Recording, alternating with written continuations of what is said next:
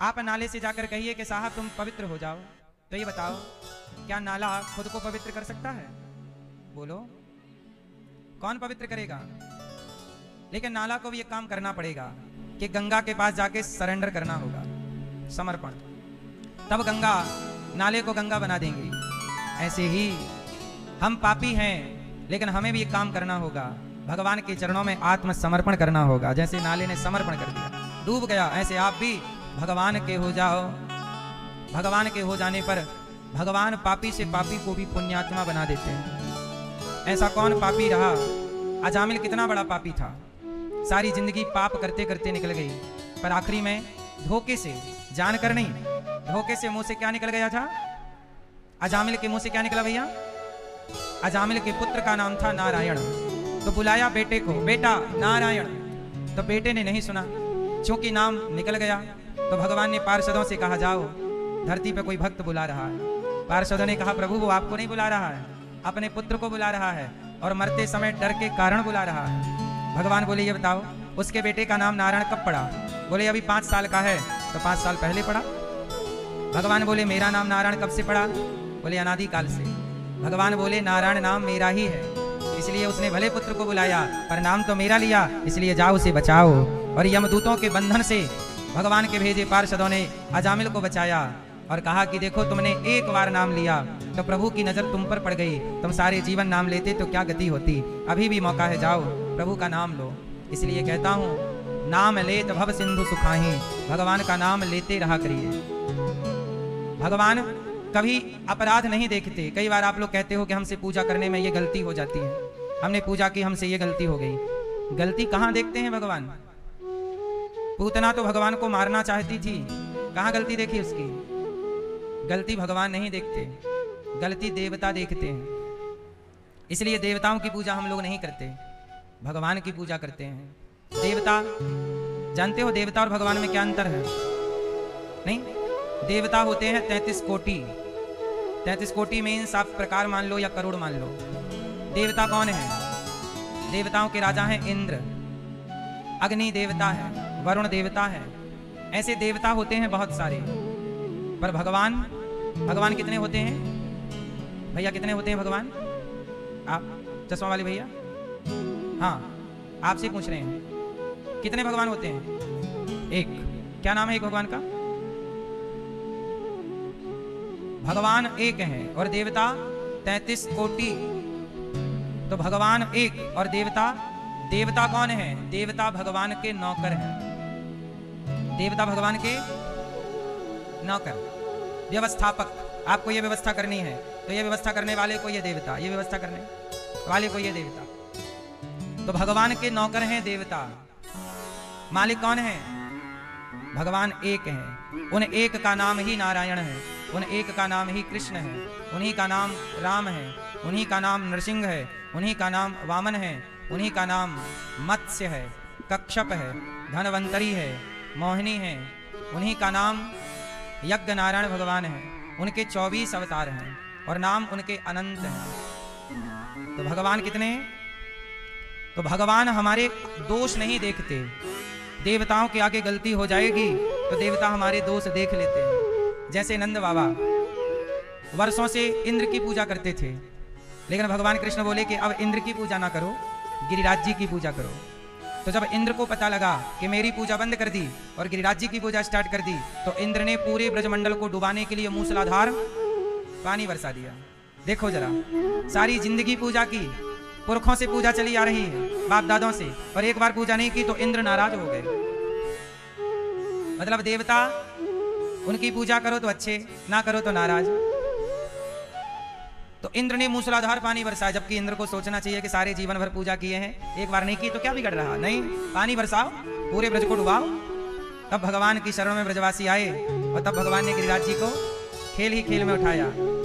तब भगवान ने कहा कि बाबा देखो, तुम्हारे इंद्र की पूजा हर बार की, एक बार नहीं की तो पानी बरसा रहा है डुबाने के लिए, और पहली बार तुम्हारी गिरिराज जी की तुमने पूजा की तो गिरिराज जी तुम्हारी रक्षा के लिए देखो मेरी उंगली पर आ गए। ये भगवान है।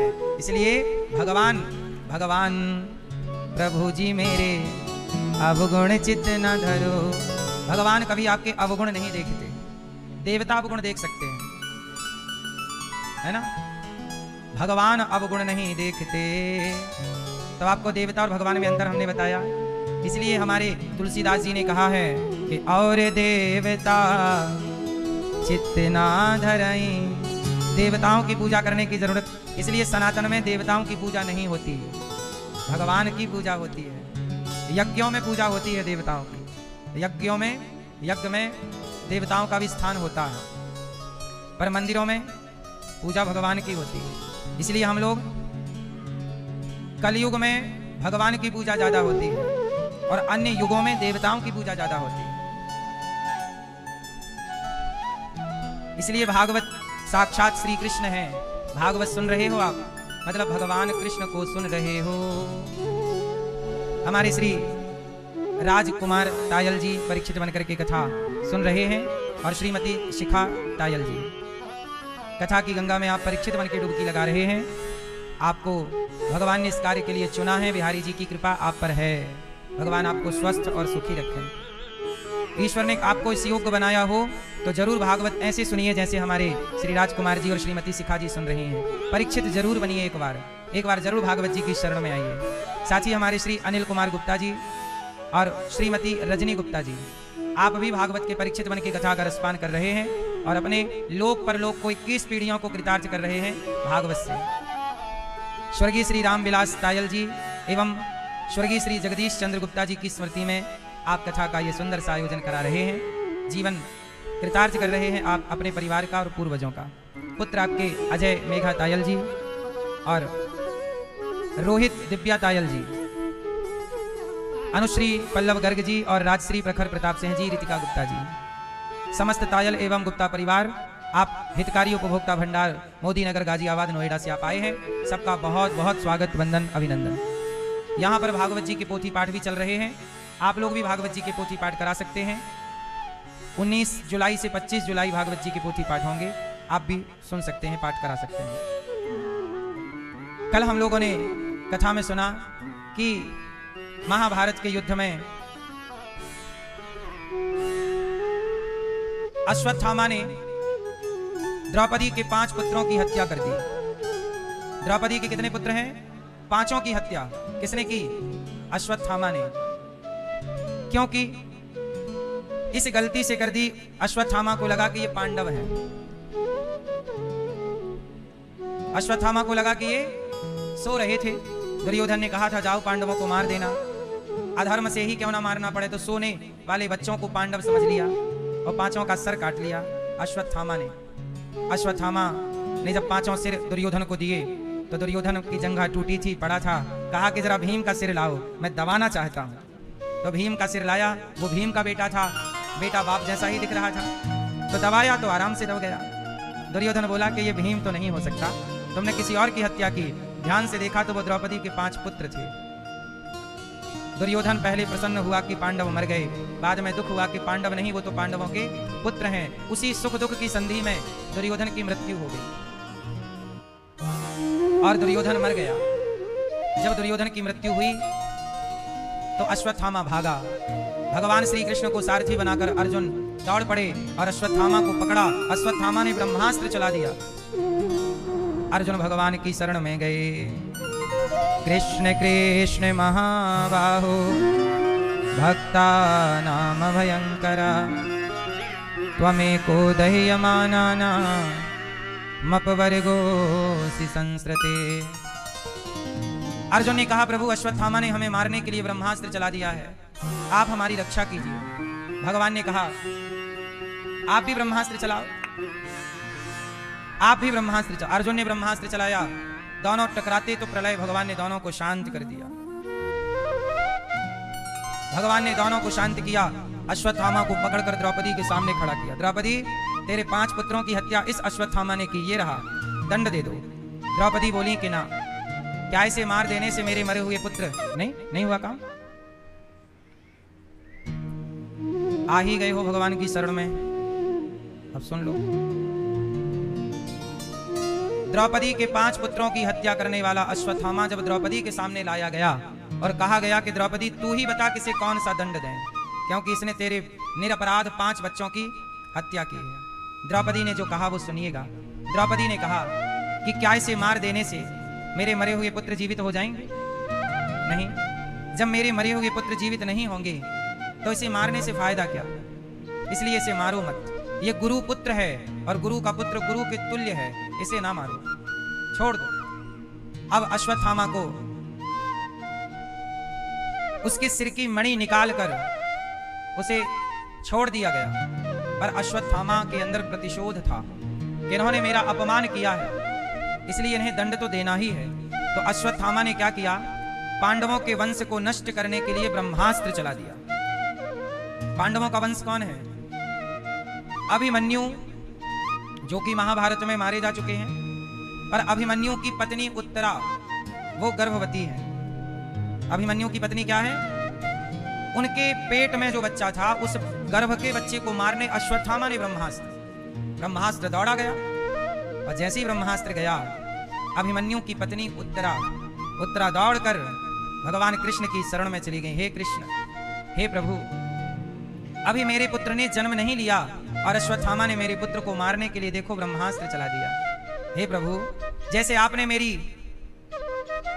सास की रक्षा की द्रौपदी, जैसे आपने द्रौपदी की रक्षा की, ऐसे आप मेरी रक्षा कीजिए। हे प्रभु, अभी मेरे पुत्र ने जन्म नहीं लिया और यदि ये मर जाएगा तो लोग क्या कहेंगे कि जिन पांडवों के रक्षक कृष्ण थे उन पांडवों के वंश में कोई पानी देने वाला नहीं बचा। आप पर उंगलियां खड़ी करेंगे लोग। इसलिए हे प्रभु, आप इस गर्भ की रक्षा इसलिए करिए क्योंकि इससे आपके यश की रक्षा होगी, वरना आपका यश मिट्टी में मिल जाएगा। हे प्रभु, आप रक्षा कीजिए। भगवान ने कहा, उत्तरा तुम चिंता ना करो, तुम्हारे गर्भ की रक्षा हम करेंगे। भगवान ने छोटा सा रूप बनाकर उत्तरा के गर्भ में गए और ब्रह्मास्त्र को सुदर्शनास्त्र से काट दिया। उसी बालक का नाम, जिस गर्भ की रक्षा भगवान ने की, उसी का नाम बाद में पड़ा परीक्षित, जिनको सुखदेव जी ने भागवत सुनाई। तो उत्तरा के गर्भ की भगवान ने रक्षा की और रक्षा करके अब भगवान द्वारिका जाने लगे। ये उन दिनों की बात है जब पांडव महाभारत जीत गए, धर्मराज युधिष्ठिर राजा बन गए। अब कृष्ण सबको सौंप करके कि भाई आप राजा बन गए, अब आराम से रहो, अब मैं चला। तो श्री कृष्ण जाने लगे द्वारिका, और जब द्वारिका गए, जाने लगे तो रथ के आगे हाथ जोड़कर माता कुंती खड़ी हो गई। कुंती बुआ, कृष्णाय वासुदेवाय देवकी नंदनाय च नंद गोप कुमाराय गोविंदाय नमो नमः। आज कुंती बुआ ने हाथ जोड़कर कहा, श्याम सुंदर। जैसी रथ के आगे खड़ी हुई तो भगवान रथ से उतरे और कुंती बुआ के पास आए। बुआ क्या हुआ, ये हाथ काहे को जोड़ी हो बुआ? बुआ बोली, कन्हैया आज तक मैं आपको अपना बेटा मानती रही, अपना भतीजा मानती रही, पर अब मुझे समझ आ गई है कि ना आप मेरे पुत्र हो ना भतीजे हो, आप तो केवल मुझे यश सम्मान देने के लिए बुआ बुआ कहते रहते हो। आप भगवान हो, आप ईश्वर हो, आपको ये लोग पहचान नहीं पा रहे हैं। आप मनुष्य रूप में भगवान हैं। मैं पहचान गई प्रभु, आप मेरा मार्गदर्शन कीजिए। भगवान बोले, बुआ चाहती क्या हो? कुंती बुआ बोली, श्याम सुंदर, आज तक मैंने जीवन में बहुत कष्ट उठाए हैं और आज मेरा बेटा जब राजा बना तो मुझे थोड़ा सा डर लग रहा है। क्या बुआ, अब तो बेटा राजा हो गया है, अब तो डर की कोई बात नहीं है ना कन्हैया। डर इस बात का है कि अब तो मेरे जीवन में कोई दुख ही नहीं है, कोई संकट ही नहीं है। और जब संकट नहीं है, कोई दुख नहीं है, तो फिर आप बचाने के लिए कैसे आओगे? जब जब संकट था, जब जब दुख आया, तब तब आप आ गए मुझे बचाने के लिए। अब तो कोई दुख नहीं है, कोई संकट नहीं है। अब डर इस बात का है कि मुझे सुखी बनाकर कहीं आप मेरे से दूर ना चले जाओ। इसलिए आज मैं आपसे एक चीज मांगती हूँ। क्या बुआ? कुंती बुआ ने कहा कि विपदः सन्तु नः शश्वत् तत्र तत्र जगत गुरु भवतो दर्शनम यत् स्यात् अपुनर्भव दर्शनम। कुंती बुआ बोली, श्याम सुंदर आज मुझे आप दुख दीजिए। मैं आपसे क्या मांगती हूँ? विपत्ति, दुख। कन्हैया मुस्कुराकर बोले, बुआ कोई दुख भी मांगता है क्या? दुख कौन मांगता है? आप दुख क्यों मांगती हो? दुख मत मांगो, हमसे और कुछ ले लो, सुख ले लो। कन्हैया से कुंती बुआ ने कहा, प्रभु जब मेरी द्रौपदी की साड़ी, बहू की साड़ी भरी सभा में उतारी, वो कितना बड़ा दुख था। और जब द्रौपदी ने आपको बुलाया तो आप द्वारिकाधीश उस समय रुक्मणी जी आपको भोजन परोस रही थीं। जिस समय द्रौपदी के कपड़े उतारे जा रहे थे, उस समय श्री कृष्ण द्वारिका में भोजन करने के लिए बैठे थे। रुक्मणी जी थाली लेकर आई और कहा कि प्रभु पाओ, भगवान भोजन नहीं कर रहे हैं। कहा कि रुक्मणी थोड़ा सा रुक जाओ। क्यों प्रभु, ये भोजन ठंडा हो जाएगा, आप खाओ, प्रसाद पाओ। भगवान बोले कि अभी मुझे जाना पड़ेगा। कहाँ? बोले मेरी बहन की साड़ी उतर रही है, उसका अपराध हो रहा है, अपमान हो रहा है, उसका वस्त्र हरण हो रहा है। तो रुक्मणी जी बोली तो जाओ, आप क्यों देर लगा रहे हैं? भगवान कृष्ण बोले मैं नहीं जा सकता। क्यों? क्योंकि द्रौपदी ने अभी तक हमें बुलाया नहीं। द्रौपदी किसे बुला रही है? द्रौपदी अर्जुन को बुला रही है। अर्जुन आओ, बचाओ, भीम आओ, नकुल आओ, सहदेव आओ, गुरु द्रोणाचार्य, पितामह आओ आओ आओ। सब जगत को बुला रही हैं। तो जगन्नाथ हाथ बांध कर बैठे हैं, हमें तो बुलाया ही नहीं। और जब द्रौपदी ने समझ लिया कि जगत का बल काम नहीं करेगा, जगत सुरक्षा नहीं करेगा, सबको बुलाकर थक गई। हाँ, मैं सबका होकर देख चुका, एक तेरा होना बाकी है। रोया मैं बहुत जग के आगे, रोया मैं बहुत जग के आगे, तेरे आगे रोना बाकी है। मैं सबका होकर देख चुका, एक तेरा होना बाकी है। तेरे प्यार में रो रो सांवरिया, आँखों से आंसू बहते हैं। प्रेमी के आंसू ओ कान्हा, बस तुमसे इतना कहते हैं। तेरे इन पावन चरणों का तो, तेरे इन पावन चरणों को तो एक बार भिगोना बाकी है। सबका होकर देख चुका। द्रौपदी ने कहा अर्जुन, मुझे बड़ा गर्व था कि मेरा पति धनुर्धर अर्जुन। आपको भी कई बार घमंड होता है, मेरा तो इससे पहचान, मेरी तो इस नेताजी से, इससे जान पहचान।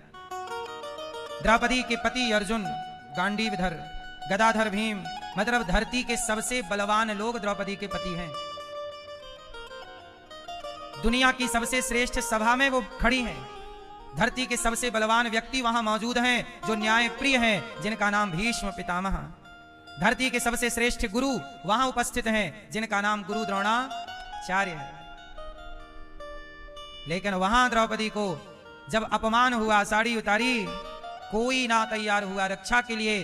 तब द्रौपदी ने दोनों हाथ उठाए और कहा हे गोविंद। और जैसे ही गोविंद कहा तो गोविंद का गो सुनाई पड़ा कि प्रभु थाली छोड़े द्वारिका से और दौड़ पड़े। और जब दौड़े, साड़ी बनकर, वस्त्र बनकर गोपियों का चीर चुरा लेते हैं और द्रौपदी का चीर बढ़ा देते हैं। जहां जरूरत थी वहां चीर दे दिया, और जहां जरूरत नहीं थी जिनको, उनसे चीर, द्रौपदी का चीर बढ़ाया। थक गया दुशासन, लाज उतारते उतारते, कपड़े उतारते उतारते उतार ना सका। बोला कि साड़ी बीच नारी है कि नारी बीच साड़ी है, कि साड़ी ही की नारी है कि नारी ही की साड़ी है। द्रौपदी बोली मूर्ख, न साड़ी बीच नारी है, ना नारी बीच साड़ी है, ना साड़ी ही की नारी है, ना नारी ही की साड़ी है। ये तो वृंदावन बिहारी है जो चीर बनकर खिंचा जा रहा है। द्रौपदी ने केवल उस समय श्री कृष्ण जब खड़े थे तो उस समय भगवान का दर्शन द्रौपदी ने किया, गुरु द्रोणाचार्य ने किया और भीष्म पितामह ने किया। भगवान का दर्शन किसने किया? भीष्म पितामह। सच्ची बात यह है कि सबके रक्षक भगवान ही हैं। आप लोग भी कई बार सबको बुलाते हो, भगवान को नहीं बुलाते हो। आपको सब पर भरोसा है, भगवान पर भरोसा नहीं है। इसलिए कहता हूं संसार पे भरोसा मत करिएगा। आज ही मेरे से एक बच्चे ने कहा प्रश्नोत्तरी में कि गुरुजी हमने एक आदमी पर भरोसा किया तो वो हमारे पैसे लेके भाग गया। आप भी भरोसा करिए संसार पर। संसार पर भरोसा करेंगे तो दुनिया के लोग भरोसा तोड़ देते हैं और गलती आपकी है। जगत पे क्यों भरोसा करते हो? सच्चा व्यक्ति वो जो जगत पे भरोसा नहीं, जगन्नाथ पे भरोसा करे, भगवान पे भरोसा करे। इसलिए भगवान पर भरोसा करना सीखिए। आप बताइए संसार भरोसे के लायक है? बोलो, जिस पे भरोसा करते हो वही धोखा दे देता है। ये बात सही है कि गलत है ना? इसलिए संसार भरोसे के योग्य नहीं है। मीराबाई ने किस पे भरोसा किया? खुद के ससुर ने जहर दे दिया, नहीं दिया। राणा ने विष दिया, मानव अमृत पिया। मीरा रानी दीवानी कहाने लगी, वो तो गली गली हरि गुण। खुद के ससुर ने जहर दे दिया। भरोसा है? किस पर करोगे भरोसा? भरोसे के योग्य केवल भगवान है। कुंती बुआ बोली, श्याम सुंदर मुझे विपत्ति दीजिए, दुख दीजिए। आपने पग पग में मेरी रक्षा की है। जब कौरवों ने लाक्षागृह में बंद कराया और हम लोगों को, पांडवों को, हमारे बच्चों को जीवित जलाना चाहा, तब आप ही हमारे रक्षक थे। जब दुर्योधन ने 10,000 संतों को वनवास के दौरान धर्मराज के कुटिया पर 10,000 संतों को भोजन के लिए भेज दिया, तब आपने ही हमारी रक्षा की। आपने ही द्रौपदी की बटलोई से एक साग का पत्ता खाया, द्रौपदी के पात्र से, बर्तन से एक साग का पत्ता खा के और अपना पेट भरा तो सबका पेट भर गया और सब साधु चले गए और रक्षा हुई। प्रभु आपने ही पग पग में हमारी रक्षा की। महाभारत के युद्ध में पांडवों को मारने की प्रतिज्ञा कर ली पितामह भीष्म ने, तब आपने ही मेरे पुत्रों की रक्षा की। द्रौपदी को जब पता लगा कि पांडवों को मारने की प्रतिज्ञा भीष्म पितामह ने कर ली है, तो द्रौपदी आई भगवान कृष्ण के पास। उस समय रात्रि के भगवान बांसुरी बजा रहे थे, और जब बांसुरी बजा रहे थे श्याम सुंदर, द्रौपदी आई कन्हैया के चरणों में गिर पड़ी। कन्हैया, आपको बांसुरी बजाने की पड़ी है और यहाँ मेरे पतियों की हत्या का षड्यंत्र रच रहे हैं पितामह, आप रक्षा नहीं करोगे? कन्हैया बोले कि क्या हुआ? बोले पितामह ने प्रतिज्ञा की है कि कल का युद्ध पांडवों का अंतिम युद्ध होगा, मुझे डर लग रहा है। अर्जुन बोले चलो अर्जुन से, भगवान कृष्ण बोले चलो अर्जुन से बात करते हैं। अर्जुन के पास गए तो अर्जुन सो रहे थे अपने कक्ष में। अर्जुन ने कहा, भगवान कृष्ण ने कहा, अर्जुन जागो, उठो उठो, क्या हुआ कन्हैया इतनी रात को? भगवान बोले कि कल के युद्ध में पितामह ने प्रतिज्ञा ले ली है तुम्हें मारने की, कल की कोई योजना बनाओ, क्या सो रहे हो? अर्जुन बोले प्रभु कल की योजना मैं नहीं बनाऊंगा, नींद आ रही है, आप भी सो जाओ, चलो अपन दोनों सो जाते हैं। भगवान बोले तुम्हें कल की प्लानिंग नहीं करनी, कल के लिए जागना नहीं है? अर्जुन मुस्कुराकर बोले, श्याम सुंदर, जिस अर्जुन के लिए प्रभु रात भर जाग रहे हो और वो चिंता कर रहे हो, जब आप हैं चिंता करने के लिए तो मैं किस बात की चिंता करूं? आप है ना, मैं आपके भरोसे निश्चिंत होकर क्यों ना सोऊं? जब आप मेरे लिए जाग रहे हैं तो जिसकी चिंता भगवान करें उसे खुद की चिंता करनी है क्या? मैं सो रहा हूं। अर्जुन सो गए। श्याम सुंदर द्रौपदी से बोले चलो लंबा घूंघट डालो और जाओ पितामह को प्रणाम करो। पितामह रात्रि के ध्यान लगाकर बैठे थे, क्योंकि कल का युद्ध पितामह का अंतिम युद्ध था और यह युद्ध के 10वें दिन की घटना है, 10वें दिन की रात्रि। पितामह भीष्म के पास द्रौपदी लंबा घूंघट डालकर गई। भगवान ने कहा जाओ पितामह को प्रणाम करो। पितामह को प्रणाम किया, पितामह प्रणाम। पितामह ने आशीर्वाद दिया, द्रौपदी आशीर्वाद दिया, सदा सुहागन रहो, सौभाग्यवती भव। जब सुहागन का आशीर्वाद दिया तो द्रौपदी, अच्छा पितामह को लगा ये दुर्योधन की पत्नी है, तो आशीर्वाद क्या दे दिया? सौभाग्यवती भव, सुहागन रहो। और द्रौपदी को जब आशीर्वाद मिला तो घूंघट उठाए, और जब घूंघट उठाई पितामह दंग रह गए, द्रौपदी तुम।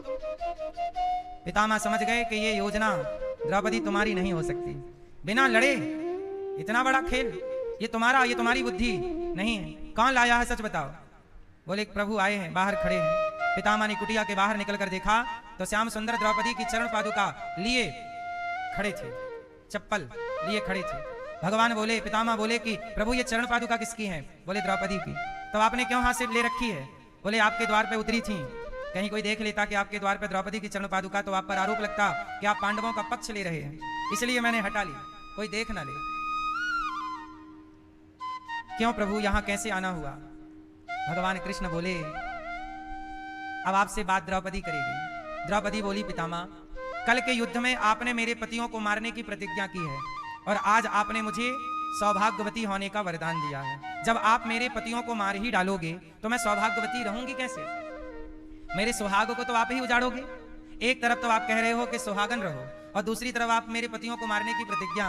हे पितामह आपका दो वचन हो गए आपके, एक वचन ये है कि सुहागन रहो और एक वचन ये है कि पांडवों को मैं मार डालूंगा। अब ये बताओ कि कल के युद्ध में आप कौन सा वचन पूरा करोगे? मैं सुहागन रहूंगी ये वचन, या मैं मेरे पतियों को मारोगे ये वचन? तब भीष्म पितामह भगवान की ओर देखकर रो पड़े, आंखों में आंसू आ गए और पितामह ने भगवान के चरण पकड़ के कहा, द्रौपदी जिसके रक्षक ये हैं, जिसके रक्षक साक्षात भगवान श्रीमन नारायण कृष्ण हो, भला उनको ये पितामह क्या मारेगा? तेरे पतियों की रक्षा तो श्री कृष्ण कर रहे हैं, और जिनके रक्षक भगवान हो उन्हें मैं क्या मारूंगा? बेटी, कल का युद्ध मेरा ही अंतिम युद्ध होगा। और 10वें दिन के युद्ध में पितामह भीष्म ने जो अर्जुन पर बाणों की बरसात की, भगवान ने रथ का पहिया उठाया। पितामह, यदि अर्जुन को एक भी बाण लगा, देखो जरा, भगवान इतने बड़े हैं पर अपने भक्त से प्यार कितना है अर्जुन से, एक बाण भी छुआ, रथ का पहिया लेकर दौड़े, और जब दौड़े तो पितामह ने अपना धनुष बाण छोड़ दिया, क्योंकि भगवान श्री कृष्ण ने प्रतिज्ञा ली थी कि मैं महाभारत में कोई अस्त्र शस्त्र नहीं उठाऊंगा, और पितामह ने प्रतिज्ञा ली कि प्रभु मैं आपको अस्त्र शस्त्र उठवा कर रहूंगा। तो वही पितामह के वचन को रखने के लिए भगवान ने अपनी प्रतिज्ञा तोड़ दी और रथ का पहिया लेकर के दौड़ पड़े। और जब पितामह ने प्रभु का दर्शन किया, हाथ जोड़कर खड़े हो गए कि तभी अर्जुन से भगवान ने कहा, बाण मारो, और बाण मारा तो शरीर पार करता हुआ अर्जुन का हर बाण पितामह के शरीर में धंसने लगा और पूरा शरीर बाणों से भर गया, और पितामह का संतुलन बिगड़ा रथ से, और वो धड़ाम से नीचे गिरे और वो बाणों की सैया पर लेट गए। ये युद्ध के 10वें दिन का हाल है। भीष्म पितामह लेटे तो हैं बाणों की सैया पर ध्यान कृष्ण का, वही ध्यान रथ का पहिया लेकर प्रभु जब दौड़े तो वही छवि मन में बसा ली, और पितामह उसी छवि का ध्यान करने लग गए। और पूरे महाभारत में पूरे टाइम, हर क्षण, हर समय पितामह भगवान के उसी रूप का ध्यान करते रहे। ये कथाएं ये बताती हैं कि भरोसे जगत के नहीं रहना चाहिए। किसका भरोसा हो? किसका? मेरी माँ, मैया, किसका भरोसा?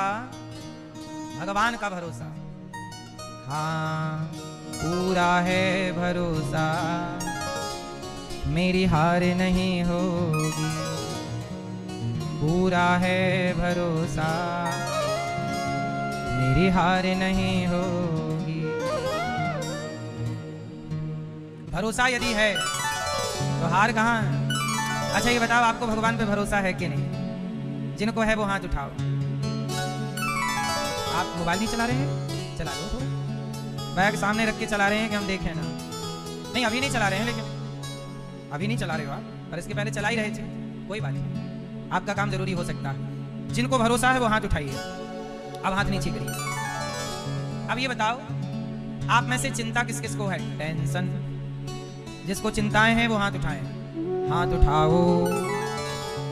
काय की टेंशन है आपको? हैं? काय की चिंता है? टेंशन इसकी? बच्चा समझदार है, उसकी चिंता आपको करनी है। आपको किसकी चिंता है? पेट की, और बड़ा करना है। आपको चिंता है किसकी? किसकी? काय की? मृत्यु की, बच्चों की। बच्चों की चिंता आप क्यों कर रहे हैं? बच्चों की चिंता बच्चे किसने दिए? बच्चे के एक बाल भी आपने लगाया हो तो बताओ, एक बाल, एक रोमा भी आपने बच्चों का आपने सेट किया हो तो बताइए। आंखें आपने सेट की, कान लगाया होगा आपने, हाथ आपने लगाया होगा, उंगली, एक बाल। जब आपने एक बाल भी नहीं लगाया बच्चों को, और फिर भी बच्चे हाथ पांव लेकर, आंख कान लेकर आ गए, तो उनकी चिंता आप करोगे कि जिसने बनाया है वही उसकी चिंता करेगा? सच बताओ, आपके बच्चों की चिंता किसे है? आपके बच्चों को आंख किसने दी? पांव किसने दिया? क्यों भैया? जिसने ये सब कुछ दिया, क्या उसे आगे की चिंता ना होगी? उसी को चिंता है। जब आपका बच्चा पैदा हुआ तब उसके मुंह पे दांत नहीं थे, और जन्म लेने के कुछ समय बाद दांत आने स्टार्ट हो गए। तो आने के बाद भी दांत देना है, ये बात प्रभु को पता थी। कब देना है स्टार्ट हो गए कि नहीं? छोटे छोटे दांत। चिंता किसको है? आपने दांत नहीं दिए बच्चे को। फिर जब बच्चा पैदा हुआ तो रोटी खा नहीं सकता, पानी पी नहीं सकता, तो माँ के आंचल में मीठा मीठा दूध किसने भरा? बोलो। माँ के शरीर में, आंचल में एक कट मारिए, खून गिरेगा, हर तरफ खून ही खून है, रक्त ही रक्त, पर उस रक्त के बीच से एक अमृत जैसा दूध टपकता है उस बच्चे के लिए। और ये व्यवस्था किसकी है? क्या उसे चिंता नहीं है? आप कौन होते हैं चिंता करने वाले? आप भरोसा करिए ना। आप लोगों ने क्या बोला? भगवान पे किस किस को भरोसा है, और फिर आपने किस किस को चिंता है? अब आप लोग कह रहे हैं कि हमें भरोसा भी है और चिंता भी है। भैया जब भरोसा होगा तो चिंता कैसी, और यदि चिंता है तो फिर भरोसा नहीं है। एक हो सकता है, या तो चिंता सही है या तो भरोसा सही है, दोनों नहीं। अब आप बताओ, एक बात आपकी झूठ है, या तो भरोसा झूठा है या तो चिंता झूठी है। अब आप क्लियर करिए कि क्या झूठा है, जल्दी से बताओ। क्या झूठ बोला आपने? चिंता झूठी है आपकी? क्या आपने क्या झूठ बोला हमसे? आपने क्या झूठ बोला है? भरोसा झूठा है आपका। इनकी चिंता सच्ची है, भरोसा झूठा है। इसीलिए कहते हैं अर्जुन को कृष्ण पर क्या था? भरोसा था कि जब मेरे साथ प्रभु हैं तो पितामह मुझे मार नहीं सकते। जिस दिन आपको यह भरोसा हो जाएगा कि प्रभु मेरे साथ हैं, कोई क्या बिगाड़ेगा। जब मौत आएगी तो मैं खड़ा खड़ा गिर जाऊंगा, और मौत नहीं आएगी तो अहमदाबाद में प्लेन हादसा हुआ था, सारे लोग मारे गए, पर जिसकी मौत नहीं आई तो उनमें से एक बच गया था, एक बाल भी नहीं जला उसका। जब नहीं आएगी तो आकाश से गिर के भी बच जाएगा, और आएगी तो खड़ा खड़ा गिर जाएगा। इसलिए कहता हूं चिंता नहीं, बिंदास जिंदगी जियो। काय की चिंता, जब आएगा सब आएगा। जो होना है उसे आप रोक नहीं सकते। चिंता करने से होनी टल थोड़ी जाती है। होनी तो होके रहे और अनहोनी ना होए, और जाको राखें राम जी मार सके ना। हाँ, ये चिंता भरोसा। क्या होगा? द्रौपदी को क्या था? अर्जुन को क्या था? मीरा को क्या था? आपको क्या नहीं है?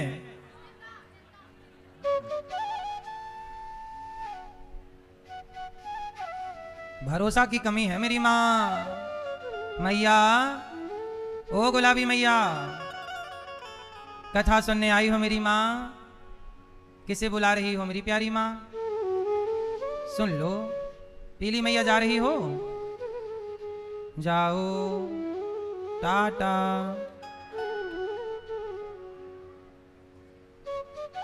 भगवान कुंती बुआ से कह रहे हैं, बुआ आप क्या चाहती हो? कुंती बुआ ने कहा, प्रभु मैं बस इतना चाहती हूं, आप मुझे दुख दीजिए। क्या दीजिए? भगवान बोले, बुआ मैं दुख नहीं दे सकता। अच्छा ये बताओ, दुख आपको कौन देता है? भगवान। भगवान बोले, बुआ मैं दुख नहीं दे सकता, एक काम करो मुझे ही ले लो। प्रभु ने अपने आप को सौंप दिया। भगवान किसी को दुख नहीं देते। राम न मारे काहू को, पापी नहीं आराम, आप ही से मर जाते हैं कर कर खोटे। भगवान किसी को दुख नहीं देते। तो फिर आप सवाल करोगे कि जब भगवान दुख नहीं देते तो जो लोग दुखी होते हैं उन्हें दुख देता कौन है? तो भगवान दुख नहीं देते। व्यक्ति का अपना जो कर्म होता है, अच्छा या बुरा, वही बुरा कर्म से तकलीफ दुख देता है। और काल ही कर्म ही ईश्वर ही मिथ्या दोष लगाएं। व्यक्ति भगवान को दोष लगाता है, काल को कर्म को दोष लगाता है, पर दोष किसी का नहीं है। हम दुखी हैं तो हमारा ही कोई पाप है, आप सुखी हैं तो आपका कोई पुण्य किया होगा जो सामने खड़ा है सुख बनकर, और आपका जो पाप है वो आपके दुख बनकर खड़ा हो जाता है। इसलिए अवश्यमेव भोक्तव्यम कृतम कर्म शुभाशुभम। जो व्यक्ति जैसा कर्म करता है, जैसे भीष्म पितामह बाणों की सैया पर लेट गए। ये भीष्म पितामह बाणों की सैया पर क्यों लेटे? क्योंकि भीष्म पितामह से गलती हो गई थी। पिछले किसी जन्म में इन्होंने एक सांप को कांटों के ढेर में फेंक दिया था। ढेर सारे कांटे चुभ गए सांप को, और बेचारा तड़प तड़प के मर गया। तो कांटों की सैया सांप को दी, तो पितामह को भी बाणों की सैया पर लेट के अपना ही कर्मदंड भोगना पड़ा। हमें अपना ही तो भोगना है, और किसी का नहीं। पत्नी का पत्नी भोगेगी, पति का पति, पुत्र का पुत्र भोगेगा, पुत्री की पुत्री। इसलिए आप अपना देखो। आपकी पत्नियां तो फिर भी ठीक भजन पूजन में लगी हैं। कलयुग में पुरुष लोग भगवान से दूर होते चले जा रहे हैं। आपके घर में जो मंदिर है, सच बताओ, मंदिर की पूजा आपके घर की स्त्रियां करती हैं कि पुरुष करते हैं? कौन नहलाता है? बहुत कम घर हैं जहां पुरुष स्त्री दोनों करते हैं, और बाकी आप 95% ये मानिए कि भगवान स्त्रियों के भरोसे ही घर में रहते हैं। वही नहलाती हैं भगवान को, वही भोग लगाती हैं, वही पूजा करती हैं, वही जल चढ़ाती हैं सूर्य भगवान को। पुरुष 5% जल चढ़ाते होंगे भगवान सूर्य को, 5% हैं जो सवेरे उठ के भगवान को नहलाकर भोग लगाते होंगे। वरना पूजा पाठ की पूरी जिम्मेदारी किसकी है? घर में स्त्रियों की। पुरुष नहीं करता। सारे व्रत कौन करेगा? स्त्रियां। स्त्री ही एकादशी करेगी, पुरुष नहीं करता। पुरुष तो बोलता है एकादशी को तुमने चावल नहीं बनाया, पत्नी बोली चावल नहीं खाते आज के दिन। अरे क्या पागलपन, पाखंडियों के चक्कर में पड़ गई तू भी। डांट और पड़ती है पत्नी को। तो आज का पुरुष तो राम भरोसे है। इसलिए स्त्रियों की सदगति होगी हाँ, स्त्री चाह ले तो स्त्री अपने पति को भी वैकुंठ ले जाए, वो तो अकेली जाने की अधिकारी है। परंतु आपका क्या हाल होगा रे भाई? आप भी अपना थोड़ा सा वक्त शाम को अर्पण किया करो, सच्चे हृदय से शाम का सुमिरन किया करो। थोड़ा सा ध्यान आप पुरुष लोग भी किया करिए, क्योंकि ये तो आपकी अपनी संपत्ति है। स्त्री का किया स्त्री के संग रहेगा, पुरुष का किया आप भी थोड़ा पूजा कर लिया करो, काम आएगा। मीरा जी कहती है ना, मीरा जी कहती हैं, पायो जी मैंने राम रतन धन पायो। आप जो धन कमा रहे हो वो धन संसार तक का साथी तो है नहीं है। आप जो धन कमा रहे हो वो धन कहां तक का साथी है? यहां आपको पैसे से गाड़ी बंगला इज्जत सब कुछ मिल जाएगी, लेकिन ये दौलत लेकर आप वहां नहीं जा सकते ना। जब मरोगे तो पैसे छोड़कर ना जाओगे कि लेकर जाओगे? वहां के लिए क्या खर्चा करोगे आगे का? वहां पुण्य काम आएगा। एक डॉक्टर ने बताया, एक मरीज हॉस्पिटल गया, एक बूढ़ा व्यक्ति हॉस्पिटल गया और वेंटिलेटर पर था, वो रो रहा था। मरीज वो कोई भी हो सकता है, आप हो सकते हैं, हम हो सकते हैं। एक बूढ़ा आदमी वेंटिलेटर पर पड़ा हॉस्पिटल में रो रहा था कि तभी एक डॉक्टर की नजर पड़ी और डॉक्टर ने बूढ़े से पूछा, दादाजी क्यों रो रहे हो? दादाजी ने कहा, डॉक्टर साहब इसलिए रो रहा हूं कि अब मैं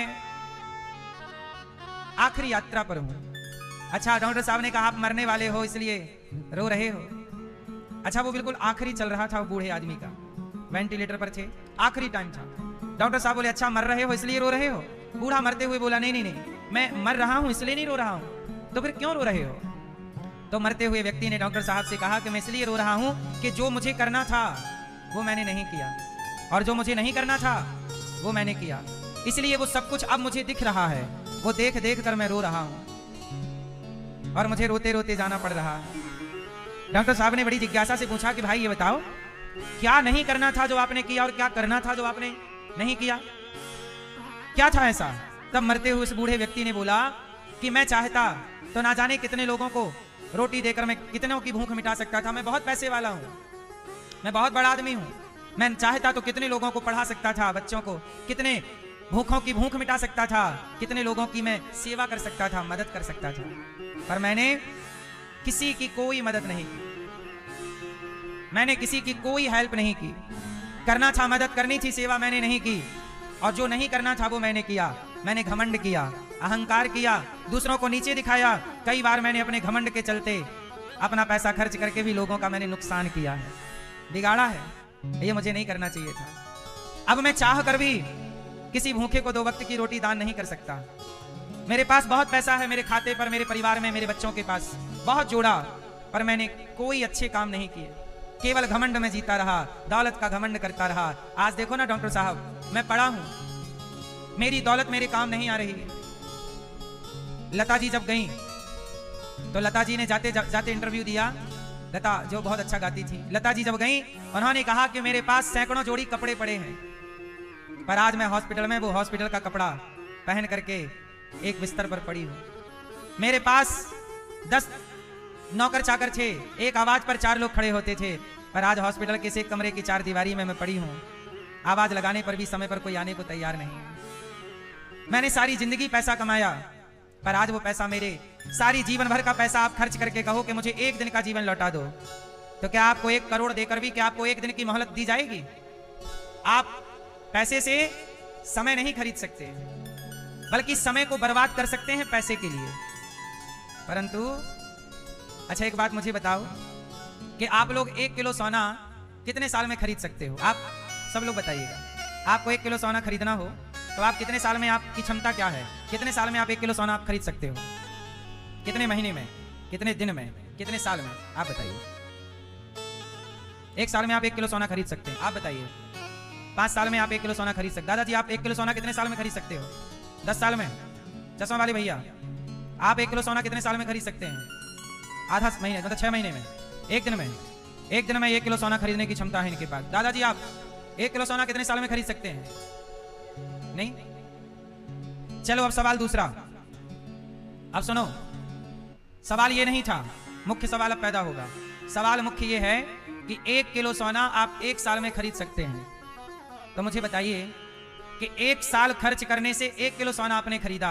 अब बताइए कि 5 किलो सोने से क्या 1 महीना खरीद सकते हो? क्या 10 किलो सोने से आप 1 दिन खरीद सकते हैं? उत्तर दीजिए।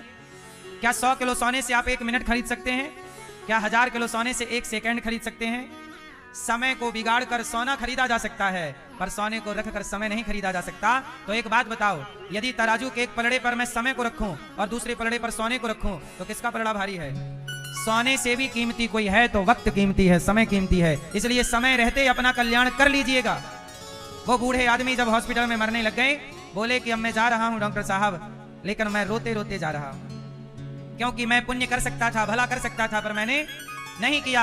सारी जिंदगी जोड़ता रहा, जोड़ता रहा, जोड़ता रहा, मर गया। अब आप लोग बताइए कि आपको हंसते हंसते जाना है या रोते रोते?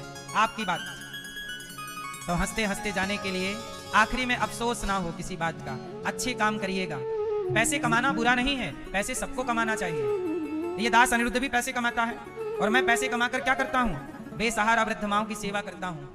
कल ही मेरी माँ एक बीमार अति पड़ गई, अति वृद्ध थी, और वो बीमार पड़ गई। मैं तुरंत हॉस्पिटल उन्हें भेजा।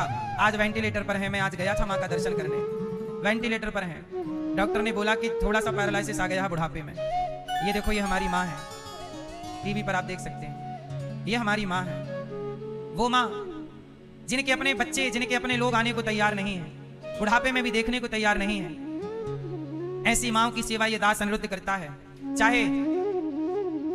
चाहे 1000 रुपए लगे या लाख रुपए लगे, 5 लाख भी लगे, तो ये दास माँओं की सेवा में लगाता है। आपसे बस मेरी यही प्रार्थना, जब मैं मरूंगा तो मरते समय में रोऊंगा नहीं, हंसते हंसते मरूंगा। कोई मैंने गलत काम तो किया नहीं कि रोके मरूं। इसलिए आप भी जीते जी किसी की सेवा। 321 बेसहारा माँ यहाँ रहती हैं और ये दास सेवा करता है। सवेरे से हजारों संत आ जाते हैं। ये दास अनिरुद्ध का नियम है, जब तक गौरी गोपाल में हजारों लोग भोजन नहीं कर लेते, तब तक ये दास भोजन नहीं करता। पर डे हजारों को भोजन करा के भोजन करता हूं। हजारों संत यहाँ आते हैं, फुटपाथ पर सोने वाले संतों का भोजन, सबको भोजन पर डे 12 महीने नित्य। जब आप लोग कई बार सोकर उठते नहीं हैं, तब यहाँ भोजन बढ़ना स्टार्ट हो जाता है। कई बार आप सोचते हैं चलो आज 8 बजे तक सोते हैं, चलो आज 9 बजे तक सोते हैं, पर यहाँ पर तो 8 बजे से 12 महीने सारी सेवाएं शुरू की चालू हो जाती। सुबह 5 बजे 5:30 बजे माओ के कमरे में चाय पहुंच जाती है। 7 बजे सुबह 7:30 बजे माओ का नाश्ता तैयार हो जाता है। 12 महीने। इसलिए मेरी माँ, ये दास इन हाथों से सेवा कर रहा है संतों को भोजन। इसलिए कहता हूं कल का भोजन संतों को आप भी दीजिएगा। आज हमारे यजमान परिवारों की ओर से आज का भोजन संतों को आप लोगों ने दिया, इसके लिए आपका बहुत बहुत साधुवाद, धन्यवाद कि आपने कम से कम संतों की रोटी का सहारा तो बने। आप भी संतों का भोजन करा सकते हैं। कल का अखंड रसोई यहाँ चलती है, 30,000 लोग भोजन करते हैं। मुझे बड़ी तसल्ली रहेगी मरते समय के चलो हम किसी के काम आए हैं। एक विद्यालय बन रहा है, स्कूल कक्षा 1 से लेकर 12वीं तक, CBSE बोर्ड का, जहां 5 से 7 हजार बच्चे पढ़ेंगे निःशुल्क। इस विद्यालय के निर्माण में आप लोग सहयोग अवश्य करिएगा, क्योंकि ये विद्या का मंदिर बच्चों के लिए बन रहा है। सेवा का कार्य है, कर सकते हो तो अवश्य करिएगा। ये विद्यालय का निर्माण चल रहा है, आप देख सकते हैं। ये वो विद्या का मंदिर है जहां 5 से 7 हजार बच्चे पढ़ेंगे और निःशुल्क शिक्षा पाएंगे। अब बताओ मैं तसल्ली से मरूंगा हंसते हंसते के रोते रोते? आप भी हंसते हंसते जाइएगा, अच्छे काम करिएगा, पैसे कमाइएगा। हम पैसे कमाएंगे तब तो ये सेवा कर पाएंगे ना। आप लोग सहयोग करते हैं, आपका सहयोग मिलता है, इसके लिए धन्यवाद आपका। आप भी जीवन में ये अच्छे काम करिए, इस अच्छे काम से आप जुड़ी रहिए, अपने आप को जोड़ के रखिए। यही हमारा धन है, यही हमारी संपत्ति है। जब हम मरें तो हमें ये ना कहना पड़े कि यमराज जी भगवान 1 दिन का टाइम और दे दीजिए। क्या करेंगे 1 दिन का? अभी दे रखा है, जो टाइम अभी दे रखा है हमें उसको सफल बनाना है, सार्थक करना है। आखिरी टाइम पे हम बैठे ना रहें कि हमें 1 मिनट का 1 दिन का टाइम दे दीजिए। अभी कर लीजिए जो अच्छे काम करने हैं। तो मेरी माता कुंती ने, तो वो डॉक्टर साहब ने कहा कि देखो दादाजी अब आप कुछ नहीं कर सकते, और वो बेचारे रोते रोते चले गए। ये कथा मैंने कहानी आपको इसलिए सुनाई कि आप जीवन में आखिरी का समय पश्चाताप करते हुए ना गुजारिएगा, पछतावा ना रहे। आज अवसर है कुछ अच्छा करने का, कर लीजिए, क्योंकि हम सब एक दिन गहरी नींद में सोएंगे और हम सब एक दिन चिता पर जलेंगे। ये बात अटल सत्य है। मौत सबकी आनी है, कौन इससे बचा है? याद रख सिकंदर के हौसले तो वाली थे, जब गया जमी से तो दोनों हाथ खाली थे। हमारे संग हमारा पुण्य चलता है, हमारा पाप चलता है। इसलिए कुंती बुआ ने दुख मांगा, भगवान ने कहा मैं दुख नहीं दूंगा, क्योंकि दुख तो व्यक्ति अपने कर्मों से पाता है। बुआ मुझे ले लो, भगवान ने अपने आप को समर्पित कर दिया। कुंती बुआ पर कृपा हुई। इसके बाद भीष्म पितामह का दर्शन भगवान ने किया। इसके बाद भगवान द्वारिका गए और द्वारिका में भगवान का स्वागत हुआ। अच्छा, जब भगवान चले गए, परीक्षित जी का जन्म हुआ, भगवान ने आकर परीक्षित जी को दर्शन दिया और पुनः द्वारिका गए। अच्छा, जब महाभारत पूरा हो गया तब फिर आपको थोड़ा यह भी जानना जरूरी है कि धृतराष्ट्र गांधारी का क्या हुआ। तो धृतराष्ट्र गांधारी का जो बुढ़ापा था बहुत अच्छा नहीं था। धृतराष्ट्र को भीम भैया आखिरी में रोटी जब परोसते हैं तो जानते हो कैसे देते हैं? ऐसे फेंक कर, ए बुढ़ा, ए रोटी ले ले। एक रोटी इस तरफ पड़ी है, एक उस तरफ। धृतराष्ट्र बंधे थे, हाँ भीम कहाँ पड़ी है? वो जाते, हाँ एक रोटी मिल गई, हाँ एक और कहाँ, इस तरह। अच्छा, और चटनी कहाँ है, दाल कहाँ? अच्छा ये कटोरी। पूरा भोजन ढूंढते थे और भीम ऐसे देते भैया भीम, ए बुढ़े, कुत्तों की तरह। अब आप लोग बताइए कि भीम भैया का धृतराष्ट्र के साथ ये व्यवहार सही है कि गलत है? जोर से, जोर से, जोर से। तुम्हें कोई लाक्षागृह में बंद करता और आग लगाता और उसके साथ तुम कैसा व्यवहार करते? तुम्हारी बहू के भरी सभा में कपड़े उतरवाता, उसके साथ तुम कैसा व्यवहार करते? धृतराष्ट्र ने जो किया है वही उन्हें बुढ़ापे में मिल रहा है। आप किसी के साथ बुरा करें और सामने वाले से उम्मीद करें कि वो मेरे साथ अच्छा करेगा, ऐसा नहीं होता साहब, कभी नहीं होता। ऐसा केवल भगवान कर सकते हैं। शिशुपाल ने गाली दी, भगवान ने मोक्ष कर दिया, ये केवल भगवान। धृतराष्ट्र ने भीम भैया को मारने के लिए, भीम जब छोटे से थे ना तब भीम को जहर दे दिया था दुर्योधन ने। लाक्षागृह में बंद करके आग लगा दी, द्रौपदी के कपड़े उतरवाए। और तो और जब पांडव महाभारत जीत गए तो धृतराष्ट्र ने बोला कि भीम तुम आओ, मैं तुम्हें गले लगाना चाहता हूं। वो गले लगाने के बहाने जब भीम को गले लगाया तो धृतराष्ट्र ने दबा दिया, वो तो भगवान थे, कि भीम की जगह पुतला को लगा दिए। तो ये आदमी, ये व्यक्ति, ये इसी लायक है। कुत्तों की तरह रोटी दी जा रही है, ये लो। वो तो भीम भैया ठीक है कि कुत्तों की तरह दे रहे हैं, ये तो कुत्तों की तरह भी लेने का अधिकारी। जब कर्म आपके बुरे होंगे ना तो फिर आप उम्मीद मत करिएगा। सास का टाइम होता है ना तो बहू पर, सब सासों के लिए नहीं बोल रहा हूं, कुछ सासें बहू पर बड़ा जुल्म उठाती हैं, नमक भी तिजोरी में बंद कर लेती हैं। और वही सास जब बूढ़ी होती है और जब बहू का रुतबा आता है तो फिर वो बदला लेना स्टार्ट करती है। बुढ़िया आप सुन, जैसा कहती हूँ वैसा रह, खा, पड़ी रह चुपचाप, ज्यादा बोल मत।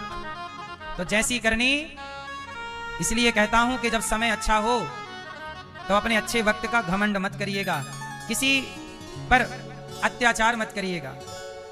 धृतराष्ट्र ने खूब अत्याचार किया। सच बताओ, धृतराष्ट्र ने अत्याचार करने में कोई कसर छोड़ी है? गलत करने में कोई कसर छोड़ी है? इसलिए आखिरी समय कैसा हो रहा है? कुत्तों की तरह, रोटी खा। आप गलत मत किया करो किसी के साथ, कोई ना देखे पर कोई तो देख ही रहा है। धृतराष्ट्र के पास विदुर जी आए और विदुर जी ने कहा, क्या महाराज, अभी भी तुम्हें अक्ल नहीं आई? अब मरने का टाइम है, सारी जिंदगी तुम समझ जाते मेरी बात, ये महाभारत ना होता, सारे बच्चों को मरवा डाला और अब भीम के टुकड़ों पर पल रहे हो, तुम्हें लाज नहीं आती? चलो अब तो चित्त भगवान में लगाओ। तब धृतराष्ट्र बोले, अब क्या करूं? तब विदुर जी धृतराष्ट्र गांधारी को रातों रात ले गए गंगा के तट पर, ऊपर बद्रीनाथ केदारनाथ के पास, और वहां ले जाके अनशन कराया और अनशन करा के प्राण विसर्जित कराए और भगवत चिंतन कराकर उनकी सदगति कराई। और तब धृतराष्ट्र और गांधारी का उद्धार हुआ। बुढ़ापे को सार्थक बनाना है, बुढ़ापे को ठीक ठीक बनाना है, तो बुढ़ापे में चुप हो जाइए। जो बूढ़े कम बोलते हैं वो बूढ़े सुखी हैं, और जो बूढ़े ज्यादा बोलते हैं वो बूढ़े दुखी हैं, परेशान हैं। ये बात सही है कि गलत है? मैया, ओ पंचायती मैया, सुन लो मेरी माँ, जो ज्यादा बोलते हैं वो बूढ़े सुखी, के जो कम बोलते हैं वो बूढ़े सुखी। ज्यादा होशियार ना बना करो, कम बोलिए, मौन। अब बच्चों को आपके ज्ञान की जरूरत नहीं है। बूढ़ों को लगता है हमारे पास ज्यादा ज्ञान है, बच्चों को दे दें। एक पिता का धर्म भी है कि बच्चों को समझाए। आपने समझा लिया, समझाई है बेटों को, बेटियों को, पर बेटा बेटी मान गए तो अच्छा है। अब नहीं मान रहे हैं तो अब आप समझा रहे हैं। जब कोई सुन ही नहीं रहा है आपकी तो फिर बोलने से क्या फायदा? इसलिए ना भीष्म पितामह चुप रहे। आज तक दुनिया पूछती है पितामह चुप क्यों थे? क्या करें साहब, कोई सुनता ही नहीं था। तो पितामह ने कहा बोल के भी क्या फायदा होगा, चुप रहे। तो चुप रहना कई बार सही भी लगता है, चुप रहो, क्यों बोलना है। बेटा को समझा दिया, बहू को समझा दिया, कोई समझने नहीं चाहता। आजकल कोई ज्ञान लेना ही नहीं चाहता, सही रास्ते पे चलने ही नहीं। शराबी को कहो भैया शराब ना पियो, समझाओ तो वो कहता हमें ना समझाओ, हमें ज्ञान मत दो। अब विनाश काले विपरीत बुद्धि, अब तुम्हें कोई समझा नहीं सकता, समय ही समझाएगा। ठीक है, इसलिए चुप। द्वारिका में भगवान का स्वागत हुआ, धृतराष्ट्र गांधारी का परम धाम गमन हुआ। इसके बाद भगवान श्री कृष्ण परम धाम को चले गए, पांचों पांडव स्वर्गारोहण के लिए चले गए। अब आया कृष्ण के जाते ही अब आया कलयुग। कौन सा युग आया? अब जैसे ही कलयुग आया तो कलयुग के पहले राजा थे परीक्षित। ये वही परीक्षित हैं, उत्तरा के पुत्र अभिमन्यु नंदन, अभिमन्यु पुत्र परीक्षित, जिनको गर्भ में ही मारना चाहता था अश्वत्थामा, भगवान ने रक्षा की। आज परीक्षित जी एक दिन जंगल गए शिकार खेलने। राजा लोग शिकार खेलने के आदी थे, उनका एक नशा था, ये शिकार थी तो अच्छी बात तो नहीं थी, पर क्या करें, करते थे वो शिकार। अब राजा परीक्षित गए जंगल, तो वो ना रास्ता भटक गए। तो जंगल में उन्होंने देखा कि एक काला सा एक आदमी एक गाय और एक बछड़े को पांव से मार रहा, लात से पादप प्रहार मार रहा। परीक्षित जी ने कहा मेरे राज्य में गाय को कोई मार रहा, ये तो बड़ा पाप है। परीक्षित जी ने तलवार निकाली, कौन है तू पापी, मेरी गाय को मार रहा है, आज तुझे मृत्यु दंड दूंगा, कौन है तू? कहा वो काला सा आदमी चरणों में गिरा, महाराज मेरा नाम कलयुग है। अच्छा तू कलयुग है, तो मेरे राज्य में क्या कर रहा, भाग जा यहाँ से। कलयुग बोला महाराज मैं कहाँ जाऊं, जहां जाता हूं आपका ही राज्य मुझे मिलता है, आपका राज्य चारों ओर है, विस्तार बड़ा है, कहां जाऊं? महाराज मैं बहुत बुरा आदमी हूं। कौन बोला? कलयुग। मैं बहुत बुरा हूं, पर मुझ में एक अच्छाई है। अच्छा आप लोग बताओ कलयुग अच्छा है कि बुरा है? कैसा है कलयुग? जोर से। कलयुग बहुत अच्छा है। कलयुग में क्या अच्छाई है? सतयुग त्रेता द्वापर में जो गति यज्ञ जप तप से मिलती थी, कलयुग में वही गति केवल भगवान का नाम जपने मात्र से मिल जाती है। कृते यध्यायते विष्णुम त्रेतायाम यजतो मखई द्वापरे परिचर्यायाम कलौ केशव कीर्तनात्। कलयुग केवल नाम आधारा। कलयुग में केवल नाम जप से व्यक्ति अपने पाप काट सकता है। ये कलयुग की अच्छी बात है। कलयुग कहां कहां रहता है? कल हमने आपको समझाया था। कहां कहां रहता भैया बताइए? कल हमने बताया था मदिरा, मांस, जुआ। भैया कलयुग कहां रहता? आप दारू पीते हो? आप दारू पीते हो, शराब पीते हो और मांस खाते हो, जुआ, सट्टा। कलयुग कहां रहता है? जुआ, शराब, पर स्त्री पर पुरुष की दृष्टि पर नजर गलत करो, और मांस और बेईमानी से कमाया गया धन। अच्छा राजा परीक्षित के सिर पर जो मुकुट थी, वो मुकुट जरासंध की मुकुट थी। जरासंध की मृत्यु किसके द्वारा हुई थी? भीम भैया ने मारा। अच्छा जरासंध के बेटे का नाम था सहदेव, तो जरासंध को मारा और भगवान श्री कृष्ण ने क्या किया? जरासंध के बेटे सहदेव को वहां का राजा बना दिया कि भाई तेरा बाप गलत था, गलत करता इसलिए मार दिया, पर तू बेटा सही है, तू राजा बन। अच्छा राजा बना दिया, लेकिन भीम भैया को जरासंध की मुकुट बड़ी पसंद आई। तो वाले राजा तो तू बन, पर ये मुकुट हमारे पास रहेगी। लो भैया, अब वो मुकुट ले आए भीम, पर धर्मराज युधिष्ठिर ने कहा कि ये मुकुट अधर्म की है। जब हमने राजा उन्हें बनाया तो ये मुकुट पर अधिकार किसका? उनका। आप ले आए तो ये तो गलत हो गया। अच्छा ले आए हो, सजा के रखना कि भाई हमने इन राजाओं को जीता है, एविडेंस भी तो रखते थे ना राजा लोग, तो एविडेंस के रूप में मुकुट रखना, पर उसमें एक पर्ची चिपका दी कि इस मुकुट को हमारा भाभी मतलब होने वाला राजा इस मुकुट को ना पहने। अब धर्मराज युधिष्ठिर का शासन तो हो गया पूरा। अब धर्मराज युधिष्ठिर के बाद हस्तिनापुर के राजा कौन बने? परीक्षित। और जब परीक्षित बने तो रख रखाव में, साफ सफाई में वो पर्ची कहीं निकल गई और जरासंध की मुकुट परीक्षित जी पहन लिए और वही मुकुट पहन के जंगल चले गए। और कलयुग को जब 4 स्थान और बेईमानी से कमाए गए धन का 5वां स्थान दिया, तो मुकुट पाप की थी ना वो, तो कलयुग आ गया परीक्षित जी के सिर पर, क्योंकि वो मुकुट पर कलयुग आ गया। जब बेईमानी से आप धन कमाते हो तो उस धन में कलयुग का वास होता है। तो परीक्षित जी की बुद्धि हो गई भ्रष्ट, और जब भ्रष्ट हुई तो उन्होंने क्या किया? एक संत जी के गले में मरा हुआ सांप डाल दिया। समीक जी से पानी मांगा, प्यास लगी है महाराज पानी दीजिए, पर पानी मिला नहीं। परीक्षित जी को लगा राजा का अपमान किया, तो राजा ने, परीक्षित जी ने समीक ऋषि के गले में मरा हुआ। अब जब घर आए तो मुकुट उतारी तो कलयुग उतर गया। तब बड़ा पछतावा हुआ कि राम राम हमने संतों का तिरस्कार कर दिया, हमें कोई दंड मिलना चाहिए। कि तभी क्या हुआ कि समीक जी के पुत्र श्रृंगी ऋषि को पता लगा कि मेरे पिता के गले में मरा हुआ सांप डाला गया है। अपमान किया गया, बैठ जाइए, अपमान किया गया। तो श्रृंगी ऋषि ने समीक जी का अपमान करने वाले परीक्षित जी को शाप दे दिया। इति लंघित मर्यादम तक्षकः सप्तमे हनि, जाओ आज से 7वें दिन तक्षक तुम्हें डसेगा। परीक्षित, तुमने संत का तिरस्कार किया है, जाओ परीक्षित, तुम्हें सर्प डसेगा, तुम्हारी मृत्यु हो जाएगी। अब 7 दिन में मरने का क्या लग गया? शाप लग गया। अब परीक्षित जी को पता लगा कि मुझे मरना है, तो परीक्षित जी ने पुत्र जन्मेजय को राजा बनाकर, और जब 7 दिन ही बचे हैं जीवन के, आपको पता लग जाए कि मुझे आज से 7वें दिन मरना है, तो फिर आपका मन कहाँ लगेगा? अब परीक्षित जी व्याकुल हो गए कि मैं क्या करूं, समय कम बचा है, मैंने कोई मुक्ति का उपाय नहीं किया, क्या करूं? तब वो शुकताल पहुंच गए, और शुकताल में बड़े बड़े संत आए। तब सुखदेव जी आए, सुखदेव जी के चरण पूजन करके परीक्षित जी ने कहा कि गुरुदेव, मुझे 7 दिन में मरना है, बताइए मैं क्या करूं? तब सुखदेव जी ने कहा, ओ भैया, होगी पंचायत, सुन लो, शांत रह लो, सुन लो।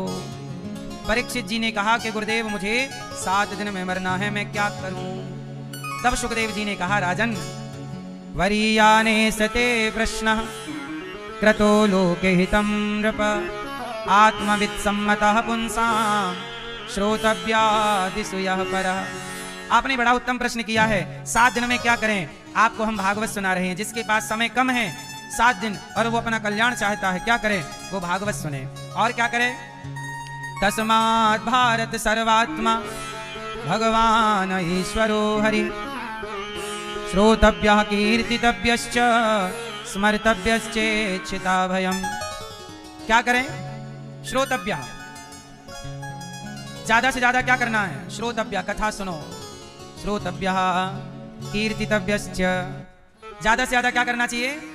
कथा, ज्यादा कथा सुनो। श्रोतव्यः कीर्ति, ज्यादा कीर्तितव्यश्च, कीर्तन करो, और ज्यादा स्मरण करो। अंते नारायण स्मृति, अंत में भगवान का स्मरण करते करते प्राण जाएं, यही जीवन की सार्थकता है।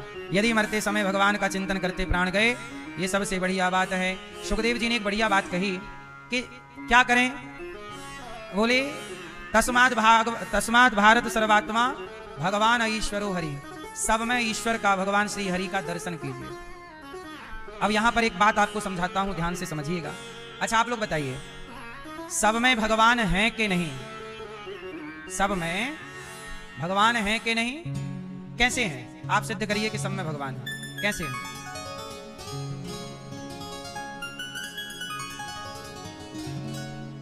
भैया बताओ, सब में भगवान है कि नहीं? हैं?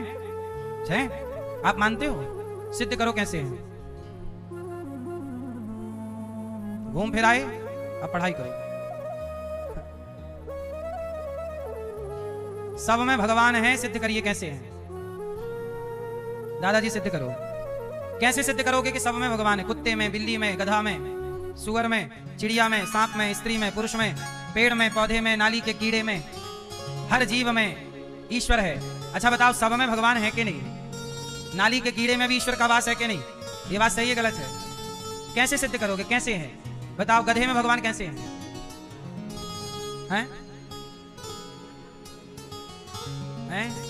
सब में भगवान कैसे हैं?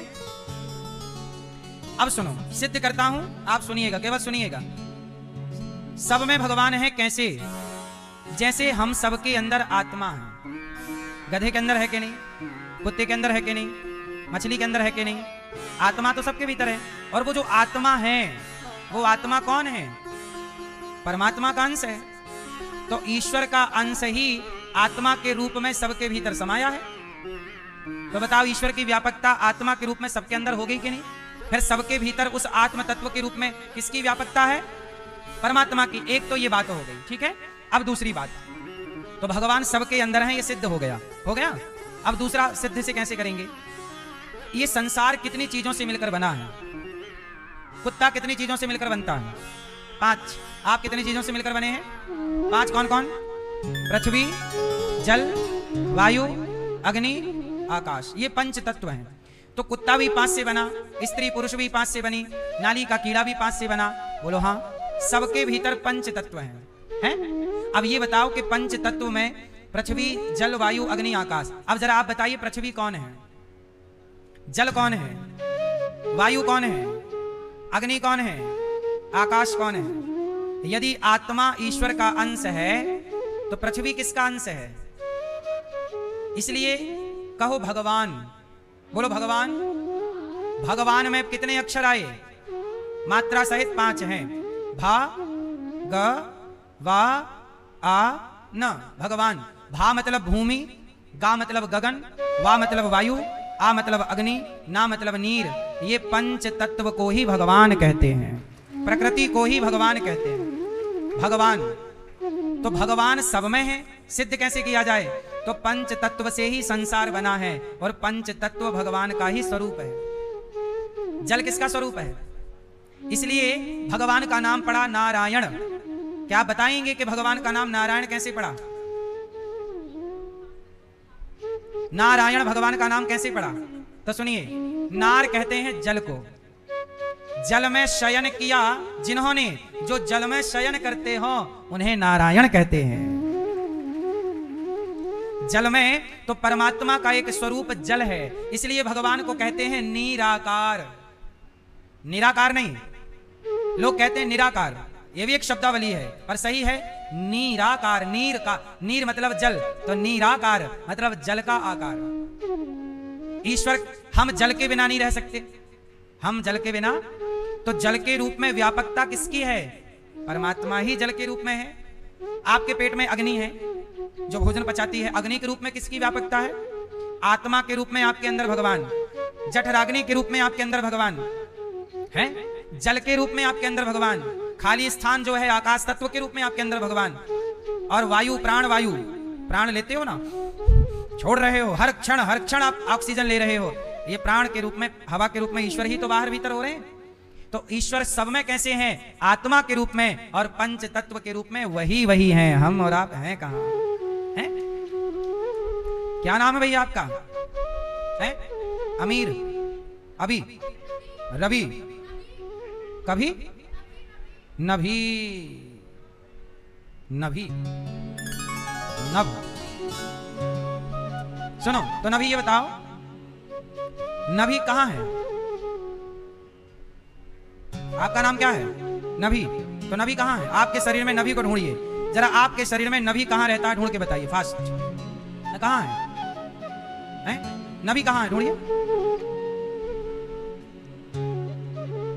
नभी नहीं मिल रहा। तुम्हारा नाम क्या है बेटा?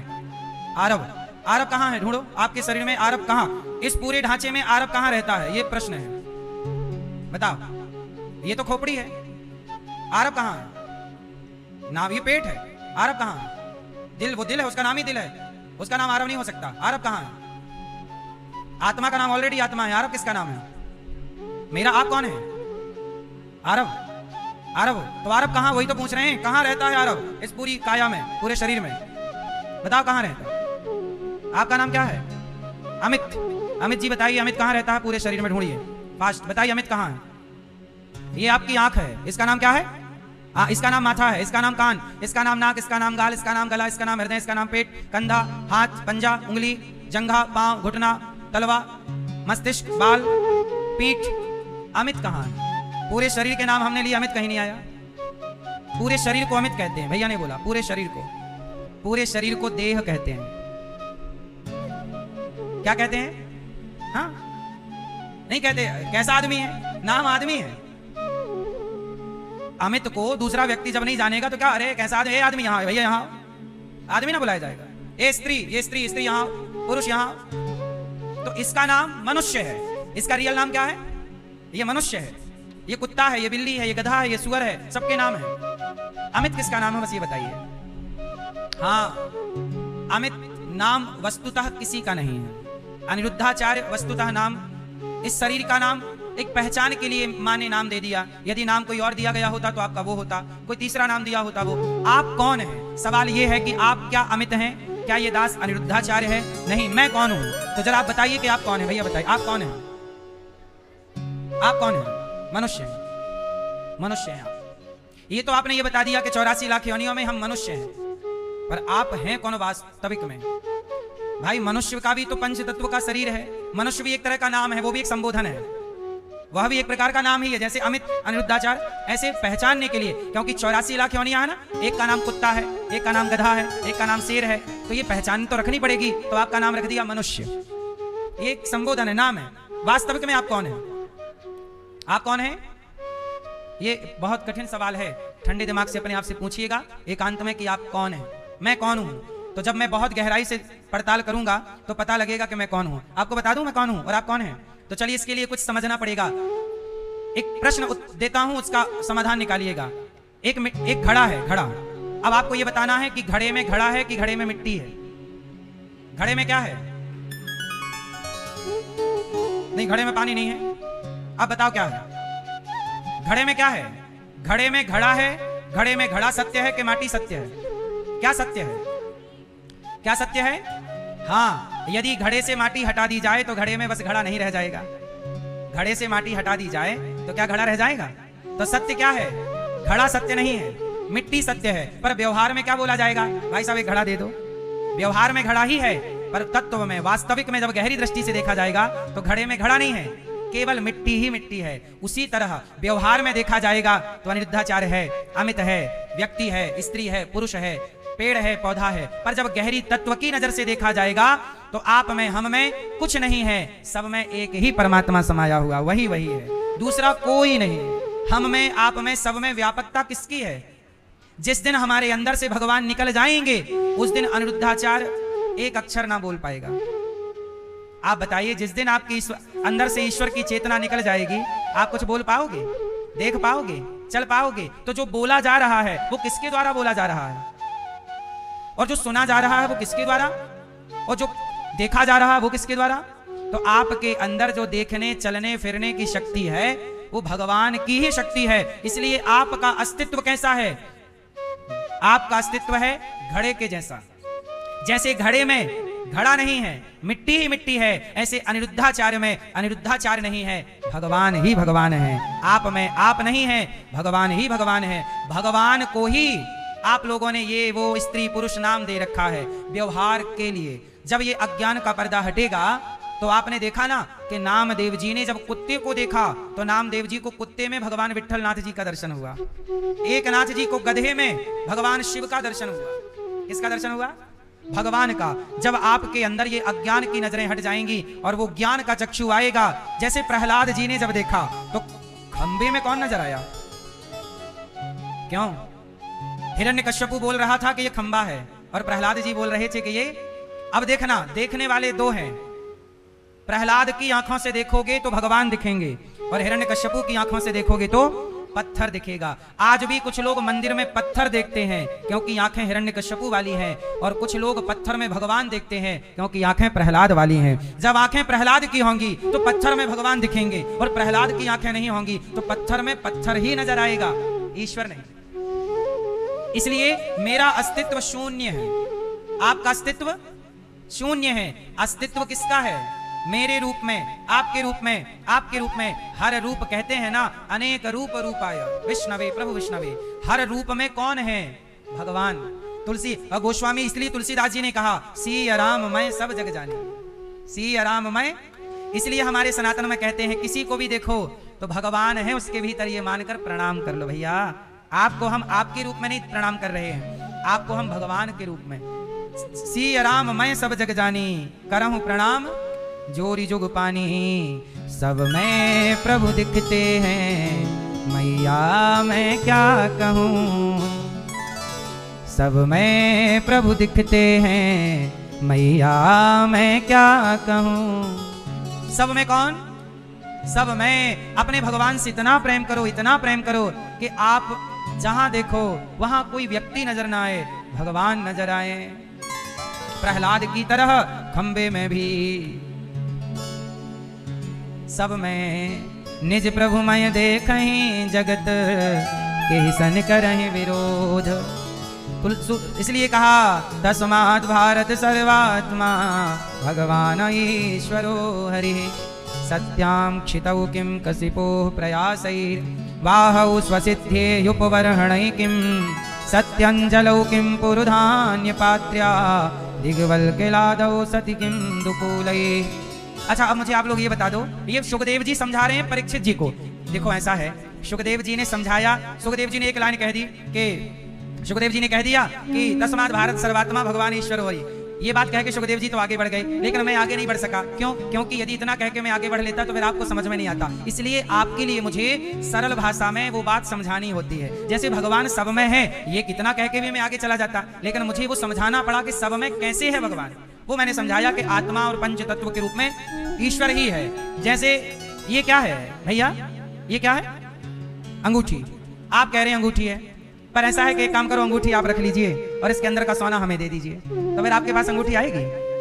ये अंगूठी नहीं है, एक्चुअली ये सोना है। एक आकार को आपने पहचानना शुरू कर दिया। अच्छा ये आकार है तो अंगूठी, ये आकार है तो हार, ऐसा आकार है तो बाजूबंद, है ना। आप आकार को समझने लग गए हैं। क्या समझने लग गए हैं? जैसे अंगूठी में अंगूठी नहीं है, केवल सोना है, ऐसे आप में आप नहीं है, केवल भगवान है। इतना समझाना है तो समझाने में ना, अब ये बताओ आपको समझ में आई कि नहीं? सब में किसे प्रणाम करोगे?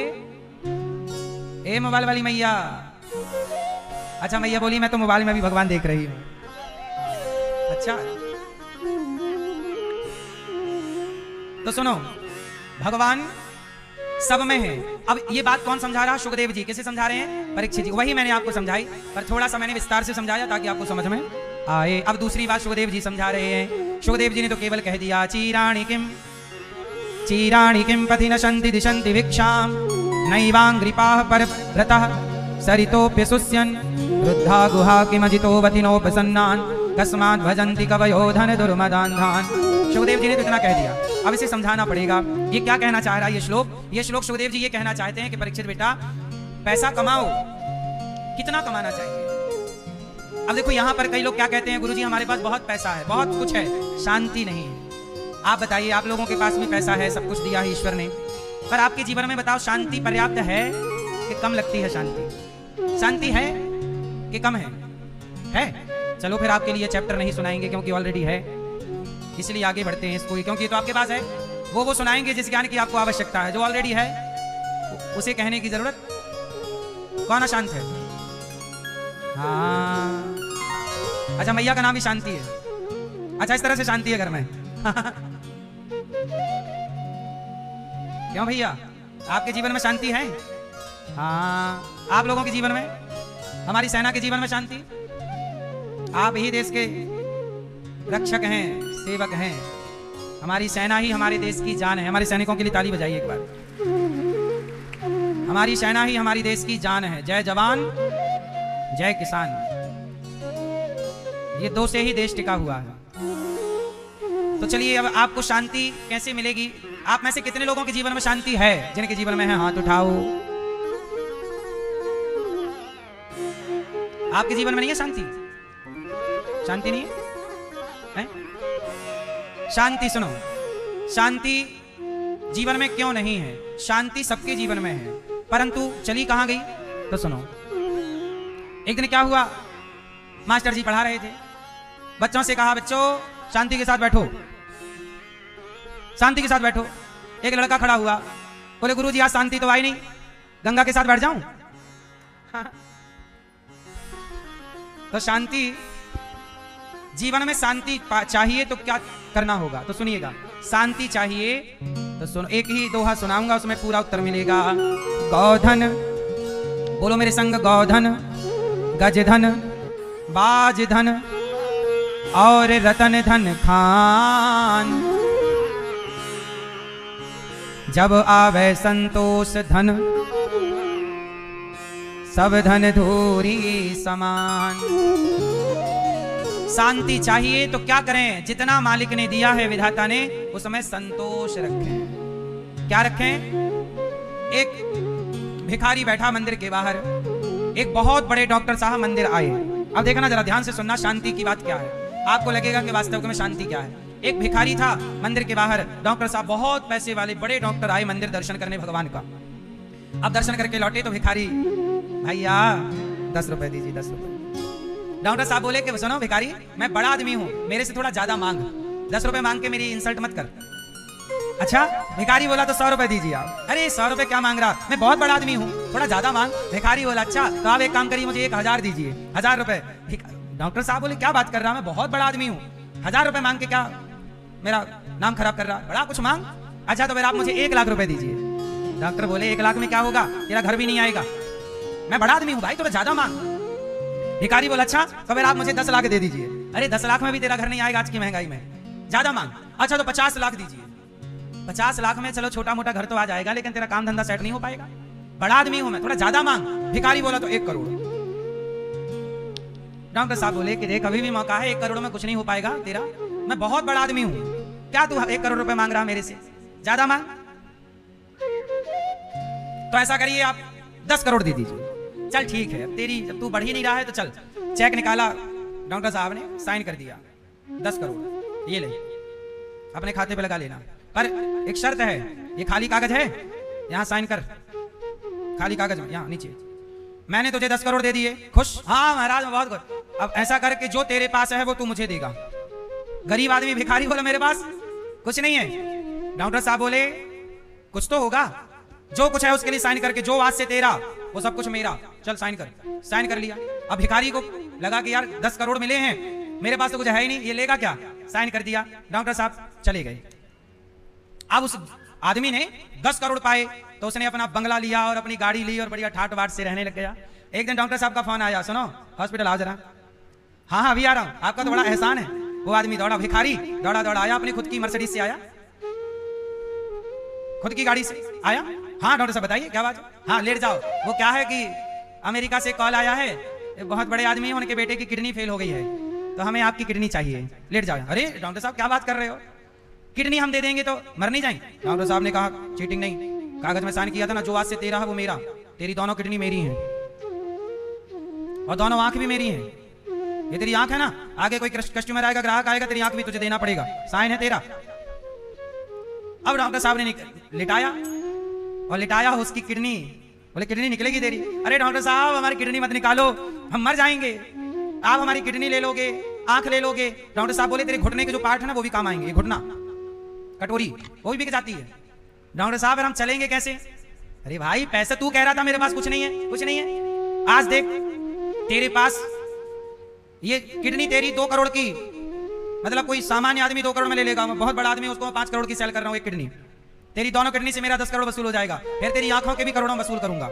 हाँ डॉक्टर साहब माफ कर दो, आपका पूरा बंगला पैसा जो है सब आप ले लो, हमारी जान मत लो। डॉक्टर साहब बोले पगले तू कह रहा था कि मेरे पास कुछ नहीं है, तेरे को केवल ये बात समझाने के लिए मैंने ये खेल खेला कि तेरे पास जो है तू जानता ही नहीं है कि तेरे पास क्या है। आपके पास शरीर है, आपको पता ही नहीं कि आपका शरीर कितना अनमोल है, जीवन कितना अनमोल है। आप लोग कई बार कहते हैं मेरे पास ये नहीं है, मेरे पास वो नहीं है, आपको पता ही नहीं है कि आपका जीवन कितना अनमोल है और आप कागज के टुकड़ों के लिए परेशान रहते हैं। इसलिए आप स्वस्थ हैं मतलब आप सबसे अमीर हैं, आप रोगी हैं मतलब आप सबसे गरीब हैं। अमीर हैं, स्वस्थ हैं, खाओ पियो और भगवान का चिंतन कर लो, कमाओ, मेहनत करो, पैसे तो आ ही जाएंगे। पैसे के लिए रोना क्या है, पैसे के लिए रोया नहीं जाता, मेहनत की जाती है, मेहनत करो आएगा। और अपने को स्वस्थ रखिए, जीवन अच्छे से जियो। आपका शरीर करोड़ों का है, क्यों ये बात सही है? इसलिए कहता हूं अनमोल तेरा जीवन, अनमोल तेरा जीवन यूं ही गवा रहा है, किस ओर तेरी मंजिल किस ओर जा रहा है। इसलिए आपकी मंजिल कहां है? वो आदमी डॉक्टर साहब के चरणों में गिर पड़ा। डॉक्टर साहब ने उसकी गरीबी तो दूर कर दी, कहा ठीक है तू अपना घर रहे आराम से, तो मेरे यहाँ काम कर, हॉस्पिटल में चल। कोटनी विटनी नहीं निकाली, डॉक्टर ने केवल अच्छे व्यक्ति थे, उन्होंने समझाने के लिए ये सब खेल खेला, केवल समाज को ये मैसेज देने के लिए कि देखो जीवन से अनमोल, जिंदगी से बड़ा कोई पैसा, कोई भी पैसा, कोई भी दौलत आपके जीवन से बड़ी। इसलिए आपको जीवन किसने दिया? तो ईश्वर को थैंक यू बोला करो, धन्यवाद बोला करो, ईश्वर को हर पल धन्यवाद देते रहा करो। प्रभु आपने जीवन दिया, जीवन दिया जो इसका भी शुक्रिया करते हैं कान्हा तेरा हर पल शुक्रिया। हम तेरा दिया खाएं, तेरा ही गुण गाएं, जीवन दिया जो आंखें जो दी हैं उसका भी शुक्रिया करते हैं कान्हा तेरा हर पल शुक्रिया। तो शांति कब आएगी? जब जीवन में संतोष होगा कि जितना दिया है विधाता ने बहुत है। तो आपको क्या रखना है? जितना है क्यों भैया? कई बार आप लोग कहते हो भगवान ये और मिल जाए, ये इच्छाओं का कोई अंत नहीं। कई बार आप कहते हो मेरा पड़ोसी 10,000 के जूते पहनता है, आप उसे देखकर दुखी हो जाते हैं कि देखो उसके पास बड़े बड़े पैसे हैं, उसके बाद 10,000 के जूते, और हमारे पास देखो 500 का जूता खरीदने के लिए 10 बार सोचना पड़ता है। कई बार आप तुलना करते हो, कंपेयर करते हो कि उसके पास ज्यादा है, मेरे पास कम। एक आदमी यही बोला, गुरुजी हमारे पास बहुत गरीबी है, उसके पास देखो बहुत अमीरी है। हमने कहा चल भाई तुझे अमीर व्यक्ति से मिलाता हूँ, चल। अब वो व्यक्ति मेरे संग चला, मैं उसे स्टेशन के पास ले गया तो वहां एक आदमी चप्पल हाथ में पहन के घिसट रहा था। चप्पल कहाँ पहना? हाथ में, और घिसट रहा। मैंने कहा देख तूने ये तो देख लिया कि उसने 10,000 के जूते पहने हैं, कभी तू ये भी तो देख कि इसके पास जूते पहनने को पांव ही नहीं है, कम से कम तेरे पास पांव तो है। तू भले 100 रुपए की चप्पल पहना है पर पांव में तो पहना है। जो दिया है मालिक ने, जो है उसको पहचान, जो नहीं है उसके पीछे परेशान ना हो, फिर तो ऐसी परेशानियां सारी जिंदगी रहीं। आज कोई परेशान नहीं है मेरी माँ, इच्छाएं इतनी ज्यादा आप लोगों की हैं कि वो इच्छाएं आपको परेशान करती रहती। इसलिए कहता हूं अपनी इच्छाओं को कंट्रोल, जितना मालिक ने दिया भगवान की ओर देखो और कहो शुक्रिया शुक्रिया जो भी कुछ तुमने दिया, शुक्रिया शुक्रिया जो भी कुछ तुमने दिया। तो भगवान ने जो दिया धन्यवाद। तो जीवन का सबसे बड़ा धन क्या है? जोर से क्या? जितना है बहुत है। अच्छा आपके पास कम है कि ज्यादा है? इसलिए जितना है उसमें हैप्पी रहा करो, खुश रहा करो। आपकी सबसे बड़ी दौलत पैसा नहीं है, आपके होठों की मुस्कान है। कई लोगों के पास पैसा तो है पर स्माइल नहीं है, जीवन में खुशी नहीं है। भगवान से यही प्रार्थना है थोड़ा कम पैसा हो पर जीवन में प्रसन्नता होनी चाहिए। सही है? पैसा बहुत है पर खुशी ही नहीं है, प्रसन्न ही नहीं है। इसीलिए आप लोग मैया थोड़ा मुस्कुराती रहा करो, खुश रहा करो। मैया खुश रहती हो कि नहीं? नहीं नहीं, खुश रहा करो। आप खुश रहते हैं? आप भैया हंसिए हंसते रहा करिए, मुस्कुराया करिए। जिंदगी मिली है, जिंदगी बिंदास हंसते मुस्कुराते गुजरनी चाहिए। टेंशन तो आएगी जाएगी, संकट कब नहीं था, किस पर नहीं था, किस पर नहीं था? एक नाम बताइए। क्या राम के जीवन में संकट नहीं? क्या भगवान कृष्ण के जीवन में संकट नहीं? क्या तुलसीदास जी, सूरदास जी, मीराबाई के जीवन में हम लोगों से ज्यादा संकट इन महापुरुषों के जीवन में था? ये बात सही है कि गलत? हम लोग जरा से संकट में परेशान हो जाते हैं, इसलिए हिम्मत नहीं हारना और राम ना विसारना। इस तरह से सुखदेव जी ने कहा नमः परस्मै पुरुषाय भूयसे सदुद्भव स्थान निरोध लीलया ग्रहीत शक्ति तृतयाय देहिना मंतर भवायानुपलक्ष्य वर्त्मने। भगवान सुखदेव जी ने भगवान की स्तुति की और भगवान नारायण की नाभि से कमल कमल में ब्रह्मा जी प्रकट हुए और ब्रह्मा जी ने पूरा सृष्टि का क्रम रचा है। ये पूरा संसार किसका रचा हुआ है? ब्रह्मा जी का। सब चीज ब्रह्मा जी ने बनाई है, पर कुछ चीज इस संसार में है जो ब्रह्मा जी की बनाई नहीं है।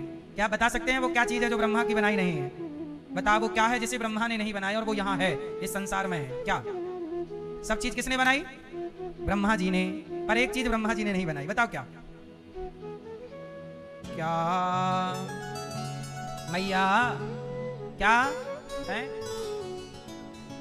हाँ, गंगा मैया ब्रह्मा जी के कमंडल से ही निकली हैं।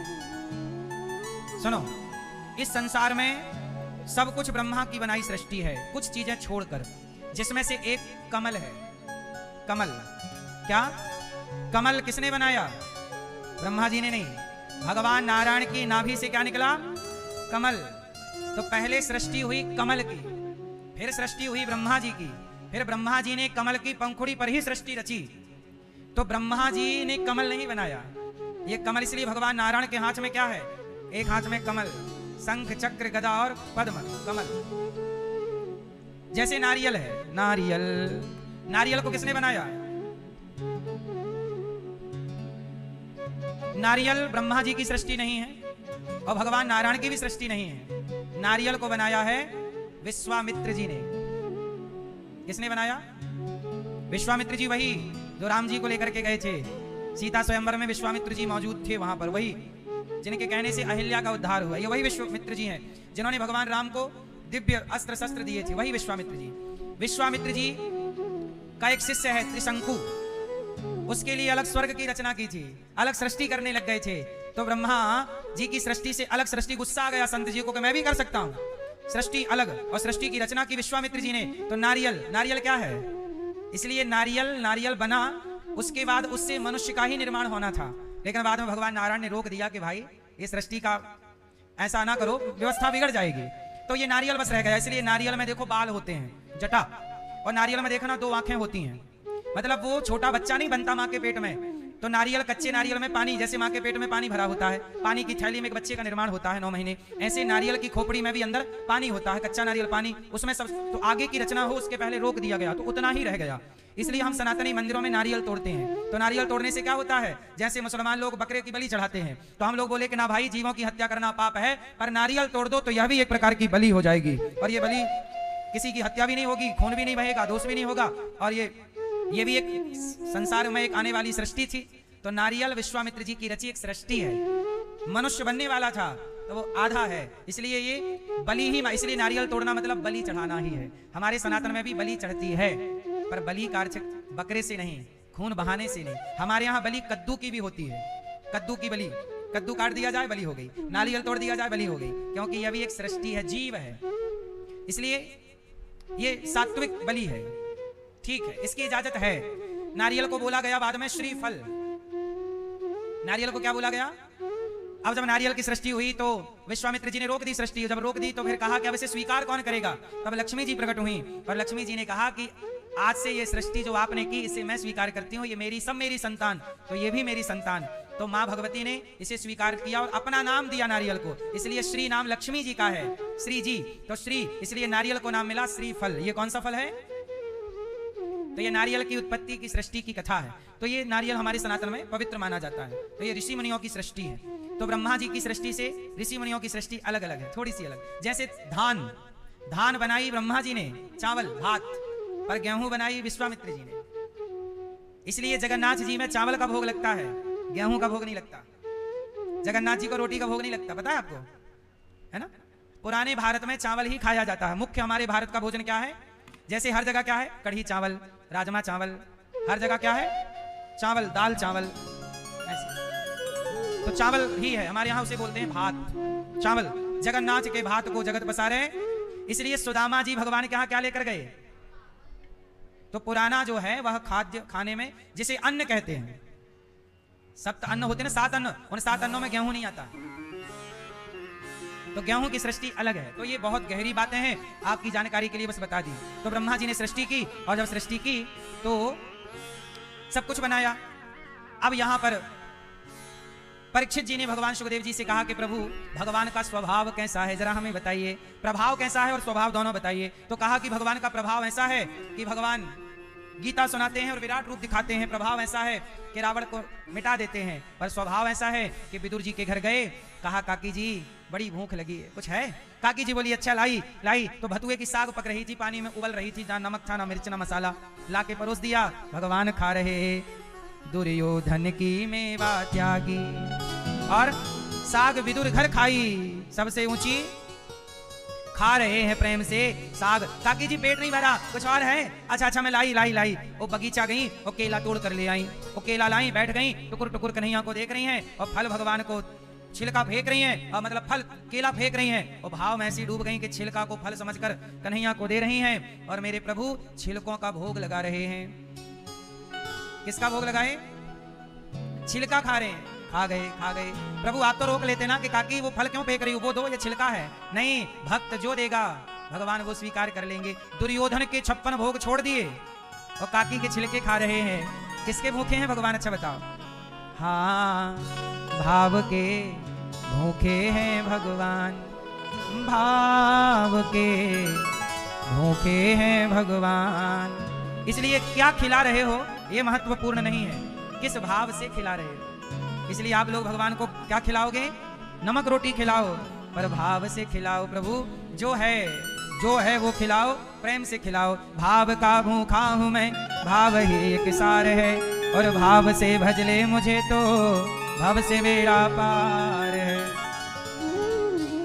भाव की भूख है भगवान, इसलिए आप घमंड से ईश्वर की ओर ना देखा करो, भाव से देखा करो। दृष्टि भाव की हो, नजरें भाव की हो, अहंकार की ना हो। भगवान पसंद करते हैं आपके प्रेम को। विदुरानी क्या दे रही हैं? छिलका खा रहे हैं। इसलिए कहता हूं भक्त जो देता है ना भगवान खाते हैं। अच्छा ये बताओ भगवान कैसे खाते हैं? आप बताओ, भगवान को खिलाना हो कैसे खिलाओगे? जैसे आपके पेट में बच्चा है, गर्भवती माँ, बच्चा पेट में पल रहा, पेट में बच्चा। अच्छा बच्चे को खिलाना हो तो कैसे खिलाएंगे? भैया बताएंगे। पेट में बच्चा है एक माँ के, तो बच्चे को खिलाएंगे कैसे खिलाएंगे?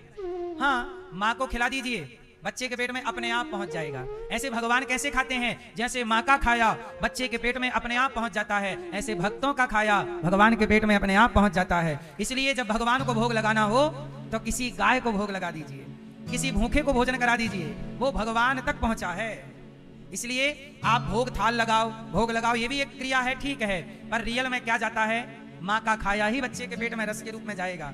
ऐसे भक्त का खाया, इसलिए कहता हूं सनातन की पहली रोटी गाय की है। आपके घर में जो पहली रोटी बनती है वो किसकी है? गाय की। इसलिए कहता हूं गौरी गोपाल गौशाला में सैकड़ों गाय हैं, सैकड़ों नंदी हैं। आपसे मेरी यही प्रार्थना है कि एक रोटी गाय के लिए, कुछ चारा गाय के लिए